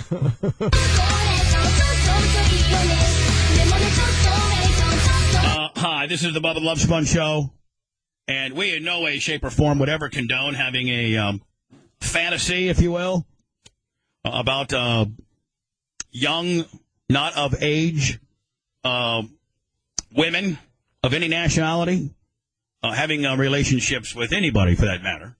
We obviously, Manson, are should only fret over consenting adults type program, correct? Of course. Thank you.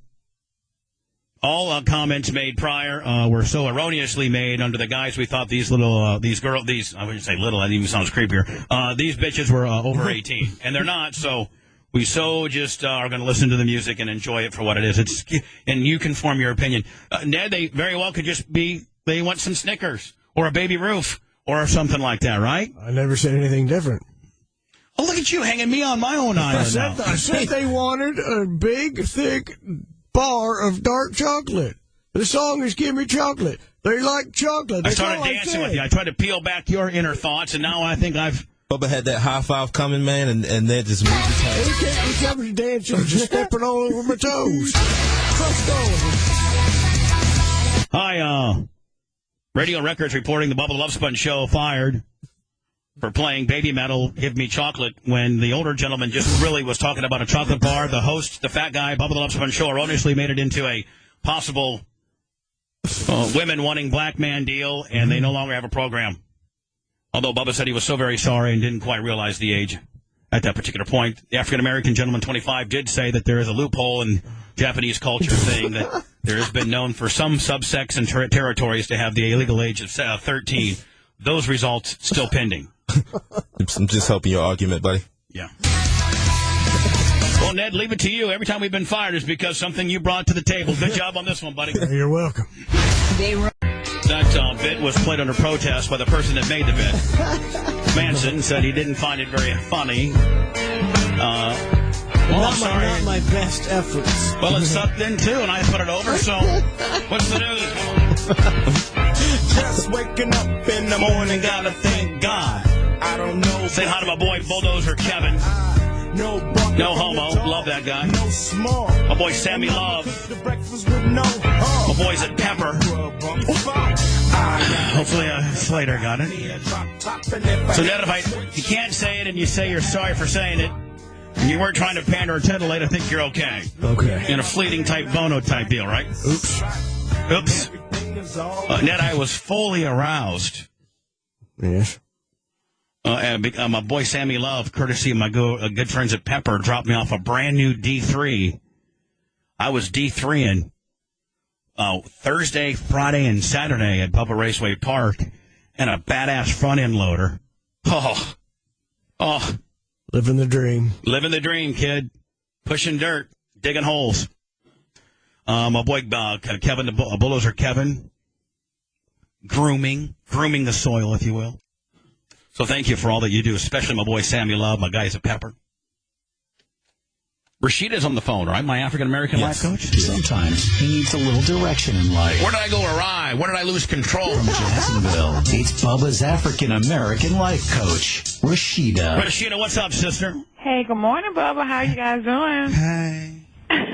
How you doing, honey? I'm doing great. How are you? We miss you. Where you been? On vacation? What you been doing, honey? Yeah, I've been got some stuff going on. I wanted to tell you guys all about it. I got married, Bubba. To who? White guy or black guy? Yes, he's a black guy. Really? Yes, I did. We got married. Well, we went down to the courthouse and did the officials, get the legalities done. But we're having two parties. We're having one. My birthday is August 16th. How long you been dating this guy? 2 years. All right. Is he a good guy? Yes, he's a great guy. Right. What's he do for a living? Well, we met at UPS. Okay. Well, UPS, you know what? That's a great place to work for. Yes, sir. He had been there already 12 years when I met him. Oh, they got great benefit. My boy Sport Allen, I know some other guys that work at UPS. It's actually a good gig. Oh yeah. So we met there, but we no longer work for the company. He's now a mechanic at Nissan Coggin out at the Avenues. Right. And I work for AT&T. Why the hell did he quit? Why did he quit UPS? That idiot. We'll have to talk about that later. It was some other things going on that were beyond his control. Oh. Yes, but he had yes. So now he's wrenching on Nissans. Okay, I like that. He's in that capacity where he likes to be. He already been going to school for mechanics, so he has his degree. Look at her sticking up for her man. I love that. He has his degree. Man, you know what? That's one thing, 25, that's different with the black and the white community. A white bitch will turn on your man in a minute. A black girl, man, she stick by her man forever. Stand by your man. Mm-hmm. I love him and all his 200 personalities. I love all of them. I love him. I love him because you love him, and I love you. I mean, I'm not gay for him or nothing, but I love him. Thank you, Bubba. Listen, I don't know what you guys have going on. I would like to invite all of you to come to Jacksonville September 27th. It's a Saturday. We're going to have a big party. Now, we're going to be the only white people there? Actually, it would be kind of cool if I was the only white guy. I'll be around friends. No, their family. There's a lot going on. He has co-workers, family. See, Ned said he ain't going unless we're the only 2 or 3 white guys there. That's the only way Ned wants to go. And we want to bring Ty J, too. We got to have Ned there. It wouldn't be a party. My husband loves Ned. I'm going to tell you what we've been doing the last month, Bubba. I kid you not. We've been on the internet looking at all you guys make love to Ned's phone calls, don't you, baby? Listen to Ned's prank phone calls. Filthy. Look at that, Ned. You got a big, thick black guy making love to his lovely Nubian princess while they're listening to you on YouTube, Ned. Oh. Yes, we love his humor. I mean, I don't care who gets mad and hangs up. He always makes them laugh. Mm-hmm. I don't care who it is. So that's great. But imagine if you're making sweet love to your husband while listening to one of my calls, and I was actually in the closet peering out at both of you. Oh. You make love. So Ned, you're saying let's take it to the next step. And that is, how about this, Ned? How about you bring like one of your best of albums, right, Ned? And a big ass stereo system in the bedroom, and her and her lovely new husband are just straight getting after it, Ned, and you're there in the closet, maybe with a glory hole deal. I cannot confirm or deny that. You know what, Nancy? That's why we love you. Ned, Ned, would that be something you might want to talk about? I'm in. Right. I'll get to my husband. I don't know if that'll go well, but hell, I'll bite just for the laugh. He's gonna hear it, knowing that it's coming for Ned. We're gonna laugh very hard about it, and we're gonna keep moving. But I would love to know if you guys could come. If you can't, that's fine. I know you have a very busy schedule. Probably. I mean, Rashida, I love you more than anything, and I need to get your address so I can send your new husband some Bubba Army stuff as well. I know that I sent you some. Yes, you did. But I probably can't because I'm probably racing with Tyler that weekend. Okay. But I'll certainly write the date down and look, and I will be completely honest. If I can make it up, I'd love to. Yeah, we're gonna have a big bonfire. His family, they live in the country. They have like the second biggest family over on Sweetenwater on the west side of Jacksonville. So they have a bunch of land. They have land. They have a sunken lake. They have their own, cemetery. So we're going to do a big bonfire. Their own. Now listen, that's not a selling point, honey. That the family has their own cemetery. I mean, yeah. I love you to death. They have their own land. So it's a lot of land. So it's a lot of stuff to do there, and it's outdoors. We're going to have 4-wheelers or any cat heavy machinery or any bulldozers? Yes, we walk through the brush, and there's a big area on the other side of the lake where they do the mudding. The mudding? Mm-hmm. Bunch of black guys mudding. Well, that's a whole other level, too. Oh, yeah. All right, Rashida. Well, Rashida, let me put you on hold so I have the dates. Okay. And if not, we'll at least send you a wedding gift on behalf of the show because you are my African-American life coach. Yes. Does your husband, does your fiancé know that you are my African-American life coach? Yes, he does. Does that get him a little extra crazy, Yes, he loves it. He loves it. He loves the fact that you guys took on to me, based on the responses I called in the show.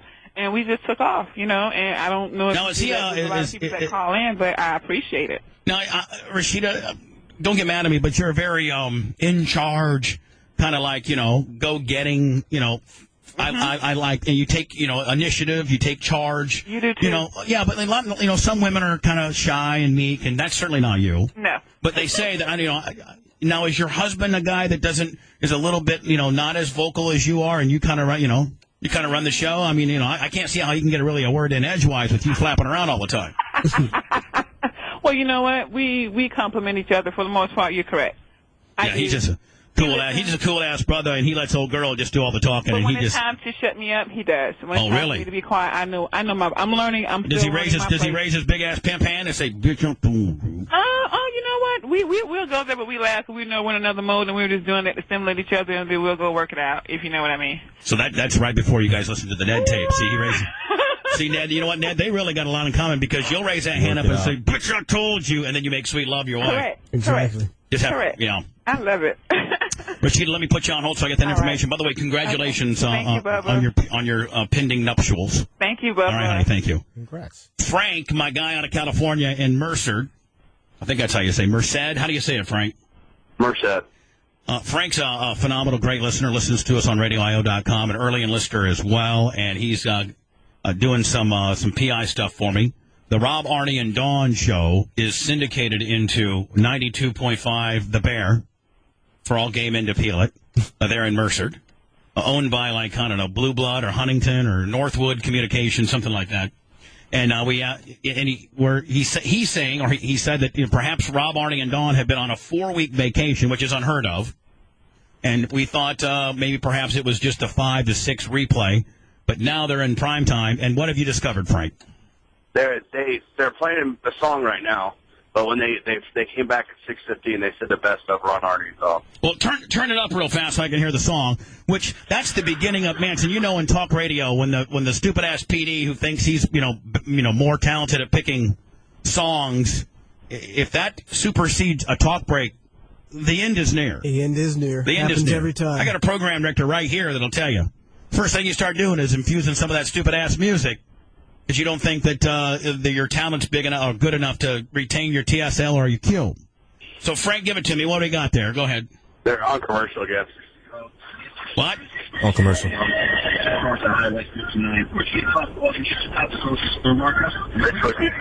What? They're playing Rich with Me commercials. Rich with Me commercials. They've only been on. They were only on for 10 minutes, and they played one song, and now they're back. And for that big, best of element that was supposed to be literally the best of, so it should have been something that was just unbelievably talented and very well thought out and timed. What was it? When they first came on and said, "You're listening to the best of Rob, Arnie, and Dawn," and then what did they play? Some kid got suspended for having a Lego gun. Yeah. At school, I don't know, a couple months back. I don't remember the exact date, but and they were just up in arms with that. And they couldn't believe it in the whole 9 yards.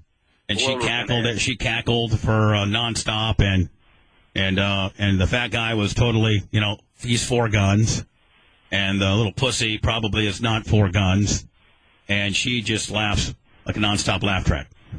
Oh, it's horrible. Why don't you call 92.5? 25. We need to call 92.5. Try to find me the number. Okay. No, 92.5, because there's probably a board op running the deal. Maybe we can get them on the air to find out is there's trouble in paradise or something like that. You know what I'm saying?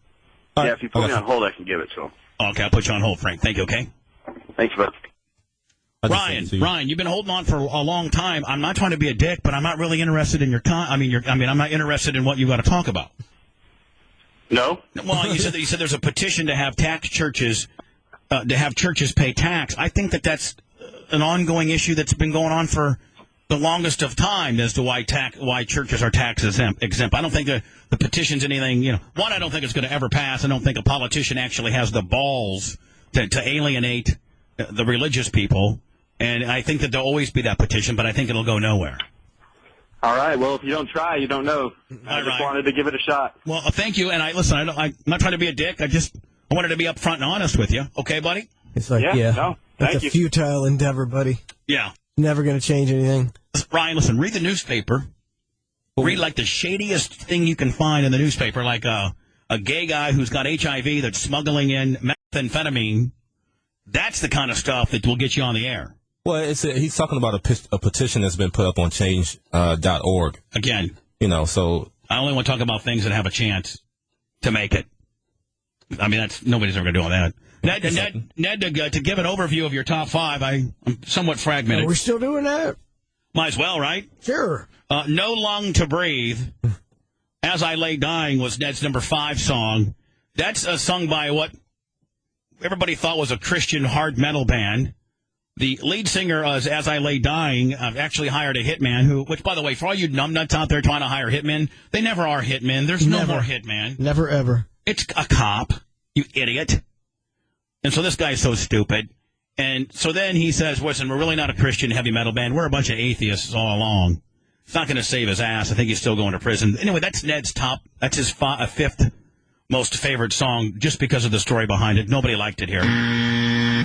Doing What She Likes, Blake Shelton, although mainstream, nobody liked it because it's just way too much. It's just too much ass kissing. It's just, Blake Shelton really is probably a pretty rugged guy.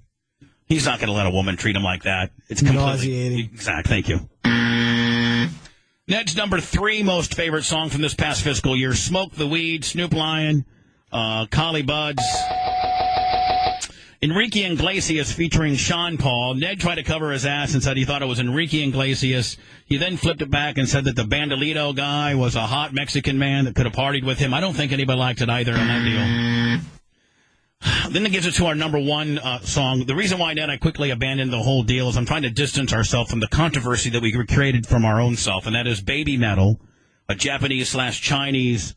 What we've now found out is a bunch of 16-year-old girls wanting some type of chocolate. We took liberties as to realize what type of chocolate that was, and we may have overstepped our boundaries. We have since found out that baby metal is the opening band for Lady Gaga. And so that's why they're getting so popular. That is Ned's most favorite song, and I don't necessarily know if we even took a vote. I was so scared. So at this point, I was so freaked out at the pending problems that we may have on the baby metal and 16-year-old chicks wanting some type of chocolate, and your mind can wander with regards to that. We probably should do a vote right now. Manson, over to you for baby metal. In a bizarre way, I liked it. Wow, Manson's true colors coming through. 25, baby metal, chocolate, kind of in your power alley. I liked it. Wow. So that gets approved as well? Approval. Oh, there we go. Fat little fingers. So there, Ned, in a very, I don't know, I think of baby metal. You know what, I got to be honest with you, I kind of was digging baby metal as well. I think we're all a lot sicker than we portray ourselves to be. So there you go, that's Ned's top 5. Thank you so very much, Ned. Anytime. Here's the McTeer testimony stuff. McTeer, the guy that rifled up a baby and he was having a fight with his girlfriend. This is a story that was here, but it was a nationwide story. Ned, you did a song to it. Dead Baby. Dead Baby. We do some stuff that kind of get us in a little bit of trouble. Some just real elementary, stupid cheap heat that people just freak out over. And then we do stuff like this that's really, over the top bad. And people was like, yeah, this is cool. So I can never really understand what is cool and not cool. Because, Ned, on the surface, this is pretty shocking, this Dead Baby deal, right? Yeah, but it's healing through humor. You say that this guy makes dead babies rain in the club. Think about it. That's a pretty good visual, my friend. What? Making dead babies rain in the club. But you would think that would get you in a lot of trouble, and we didn't get in any trouble for this. He was punching me, choking me, scraping the inside of my mouth. Hey, guys, why do you scrape? No matter who you're ever trying to beat up, why would you scrape the inside of their mouth? Right? Why would you take your finger and like scrape? You know how like hooking her mouth? Yeah, he was like giving her a hook. Like that, yeah. Oh, that's the hook deal. Yeah. Yeah, you've hooked. I mean, you've hooked before, have you not? You give him the fish hook? I take the fifth. Was a moment no one was expecting earlier this week. Is that a fish hook, Ned? Is that called fish hooking? Yes, it is. A bombshell that has changed the course of this case. The state has lost. Oh, is that our girl Melanie Michaels? Yes. She's a hell of a reporter. She just cuts. Now, granted, she's got some great frecked up knocks, but she, on the reporting tip, man, 25, I think she cuts through better than anybody. You know what I'm saying? Yeah. Like, just the way her delivery. I like her delivery. Long maintained that Richard McTeer threw a baby boy from a moving car onto I-275. But in a stunning twist, the child's mother, Jasmine Bedwell, admitted that she dropped little Emmanuel on the sidewalk that night. Now, let me ask you a question. I think they're getting together and colluding. She wants him to go free. Yep. They still love each other. You think that's what it is? Yeah, she's kind of covering for him with this story. Totally covering. Well, let me ask you a question, okay? If you would drop a kid first and maybe have caused it to suffer brain damage, I don't know about to the point of death, but, obviously very messed up. Then the guy takes a baby and throws it. Now, we do know that he did we do know that he threw it out the window, right? Yeah. Does that make it less of a crime if the baby was already messed up prior to throwing it out the window? I don't think it does. Only if the baby was dead I think it'd be a less crime. I don't think it's less of a crime either way. I agree. If you have a hurt friend in the car, you don't just drop your dead friend off out of the car. I'm just talking about in the eyes of the law. In the law. Yeah. I think morally you're right, 25. It doesn't make any difference. Yeah. But they're saying that, if it was only to dispose, which is not right or cool, but if it was already dead. So, Manson, you're saying that maybe why the only reason she would testify to this is because she's trying to cover his ass? That's the only thing I could think of. She's switching up the story. Fighting with McTeer. You were holding onto the baby and you were pushing and pulling with each other? I ran. You were running and he was pulling at the baby and the baby ended up falling. Man, this is some heated testimony, is it not? Yeah. To the ground. Is that what happened? While it was a blow to the state, it certainly bolstered the case for the defense. Then today, another game-changing moment. Man, I hope he doesn't get out because he's going to come looking for us. I'll tell you that right now. It's a dirty game. That's what he kept saying, right? Yeah. Ned, I'd be watching my ass if he gets out. It's a dirty game, buddy. Medical examiner admitted during cross-examination that the baby's skull fractures could have been caused by a fall to a cement sidewalk. Oh. These abrasions or scratches could have been caused by a hard concrete surface such as a sidewalk.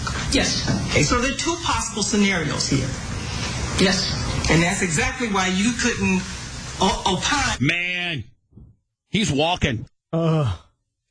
He is walking. I can see that happening. I can too. Yeah, I mean, because his injuries could have been from being dropped previously on the concrete, but again, if he was thrown out of a car, how can you really tell? Because but it's got to be reasonable doubt. I mean, if he's going fast enough, and a baby's thrown out of a car, it's not like he's just going to plop and drop right there. I mean, he's going. No, to but bounce. They're saying 25. They're saying that if the baby was dead, prior to him throwing it out doesn't mean as much. You know what I'm saying? That's not as much of a mitigating circumstance that puts him the baby. Right. Correct? That's correct. So with these two stunning moments in court, how will this affect the case? 8 on Your Side did some investigating. We wanted to know, is it possible that the baby's mother is trying to sabotage the trial in some way? Yeah. Like Manson said. They should still find him guilty and then take that bitch to jail. McTeer's case ended in a mistrial. Yeah, I said lock them both back up. Last summer, with controversial comments she made. So is it possible? Again, Manson, let's not forget that she spoke out of turn, causing a mistrial last time. Yeah. Now she's flip-flopping Willie here. that it's happening again. But if she's done it before in the past, then anything's possible. She may be trying to do that now. We reached out to longtime defense attorney Bryant Camerino. Who? Brian Camerino. Oh, okay. Could she be trying to save his life and keep him off death row? Melanie, you know you're supposed to go to my boy Kevin Hazlett for this deal. Come on now. That could be another option as well. If that's the case, if she's trying to sabotage the case, theoretically, it could be that she's trying to still hold him responsible for the crime, but yet prevent him from being executed. So that's also a possibility. Or get him out of prison and they make love again. So the question remains tonight, could Jasmine Bedwell get in trouble for this? We also posed that question as a part of our investigation to attorney Brian Camerino, and he says that if the prosecutors do an investigation themselves and they can prove it, she could be held in contempt of court. Yeah, but contempt's a few months. Big deal, right? If that's mean because you're saving homeboy. Yeah. I mean, she could Big be deal. getting life. She could be getting threatened from people from his family. She could be getting threatened from anyone. The guys that play the dirty game could have made contact, right? Could be anything like that. She just needs some more of that good Richard McTeer loving. Melody Michael in downtown Tampa, News Channel 8. Let me do Ned's parody on this deal. Ned, this might be the last time we play this because as this trial continues on, Ned, you may have to do like almost a reboot on this deal, a remix, to disclose the fact that the baby, he was only throwing it out like a bag of trash. Well, I mean, I say he throws dead babies, so I'm still good. Oh, you're right. Ned, you were a visionary. You don't got to change nothing. So he throws dead babies out the window. You're not saying that the throw out the window caused the baby to die, Ned. You're saying that the baby was already dead. I'm a genius. You are. It's the Bubba Radio Network. Manson, I have a little issue I have to talk to you about, man on man. All right. So don't get mad at me. Me and your wife had a little skirmish out back. I want to make sure they be. What's new? Non-sexual this time.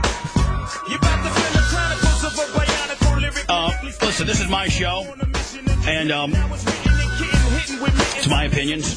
Sorry. I've got a good friend of mine, and by the way, if his opponent would like to have equal time, I'd love to have you on. His name's Christopher Nash.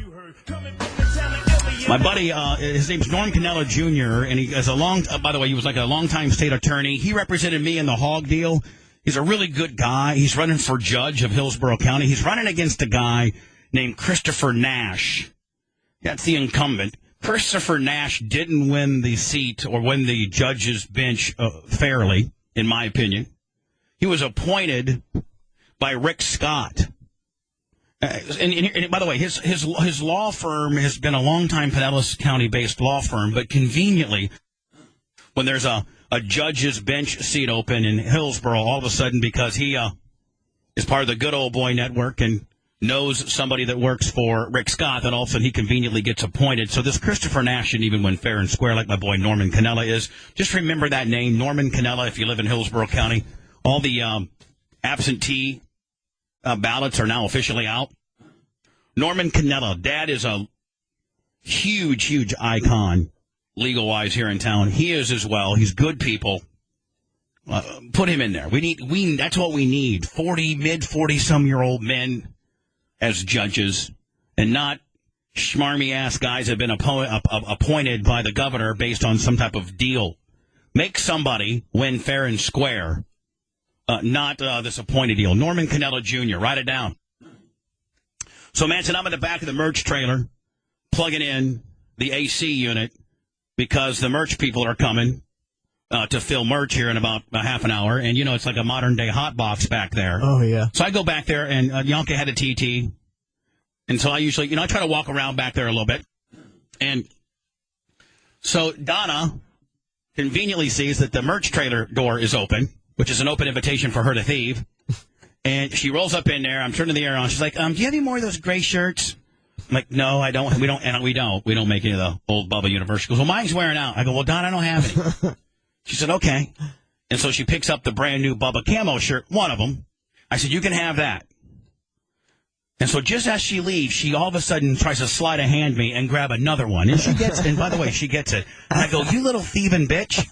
And she said, oh, you what? I said, you little thieving bitch. All you have to do is ask for it. And she says, I'm telling Mike that you called me that. And so I said, you know what? As a man, I'm going to go and tell him that I called you that. So, Manson, I called your wife a thieving bitch, and I don't want there to be any problems. Go slap him in the mouth, Manson. She is a thieving bitch, so I'm going to stand behind you on this Thank you. How about that, Donna? How about that? Anyway, Donna, listen, honey, you're really cutting into my merch profits. I had your back, Donna, just so you know. Yeah. Donna, your husband says you are a thieving bitch.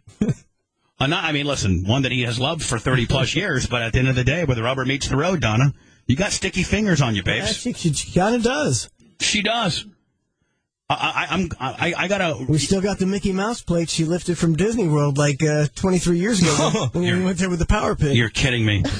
Yeah. Can you imagine? You could have actually almost gotten fired. Mark Chase could have pulled you into the office and said, "Hey, dude, I really like your bits and all, but Dave Reinhardt just said I got to get rid of you. Your wife got busted for stealing a Mickey Mouse plate. Your radio career's over, kid." Actually, I think Helen stole some too. Oh, all right. Never mind that, buddy. Everything's okay. So listen, Don, I say that affectionately, honey. I know you follow me in there because you want to look at my tight ass as I'm turning on the air. I know it, honey. I know that nervous little schmarmy laugh of yours. Yes, and Donna, I love it. Because you want to look at Bubba's tight ass. You want to look at my tight, big rhino ass. Well, I'm taking it to a whole other level now, am I not? As he reaches up to get T-shirts and you... No, there's no reaching up. Sexually suggestive. With Donna Waters, there's no... You know you want it. There's no reaching up for her T-shirts. Donna just takes them. She doesn't even allow me about you. to serve her. I'm all sweaty. I'm not wearing underwear. I'm way behind. I got to do some words. I'm going to try to end the show with a little... Supposedly, Snoop Dogg says that he went to the White House a while back and got high in the bathroom. That's what he says. When he was visiting the White House, he got high in the bathroom. Don't you think, man, boy, don't you think the crack Secret Service would have maybe checked his pockets, before he walked in? Yeah. Knowing that he's going to say something like this is going to make the president look stupid? I mean, I don't think it should be a problem. I just think it'd be a problem for the president. Well, weed's legal in D.C. You know what? You're right. So you're right. You might be been legal since what? Man, you're full of all kinds of loopholes today, are you not? You found me a loophole with the Japanese bitches, and now you're finding me a loophole with Snoop getting high in the White House. I got your back, buddy. I love you, kid. I'll have that story as we say goodbye next. Hold on. Never.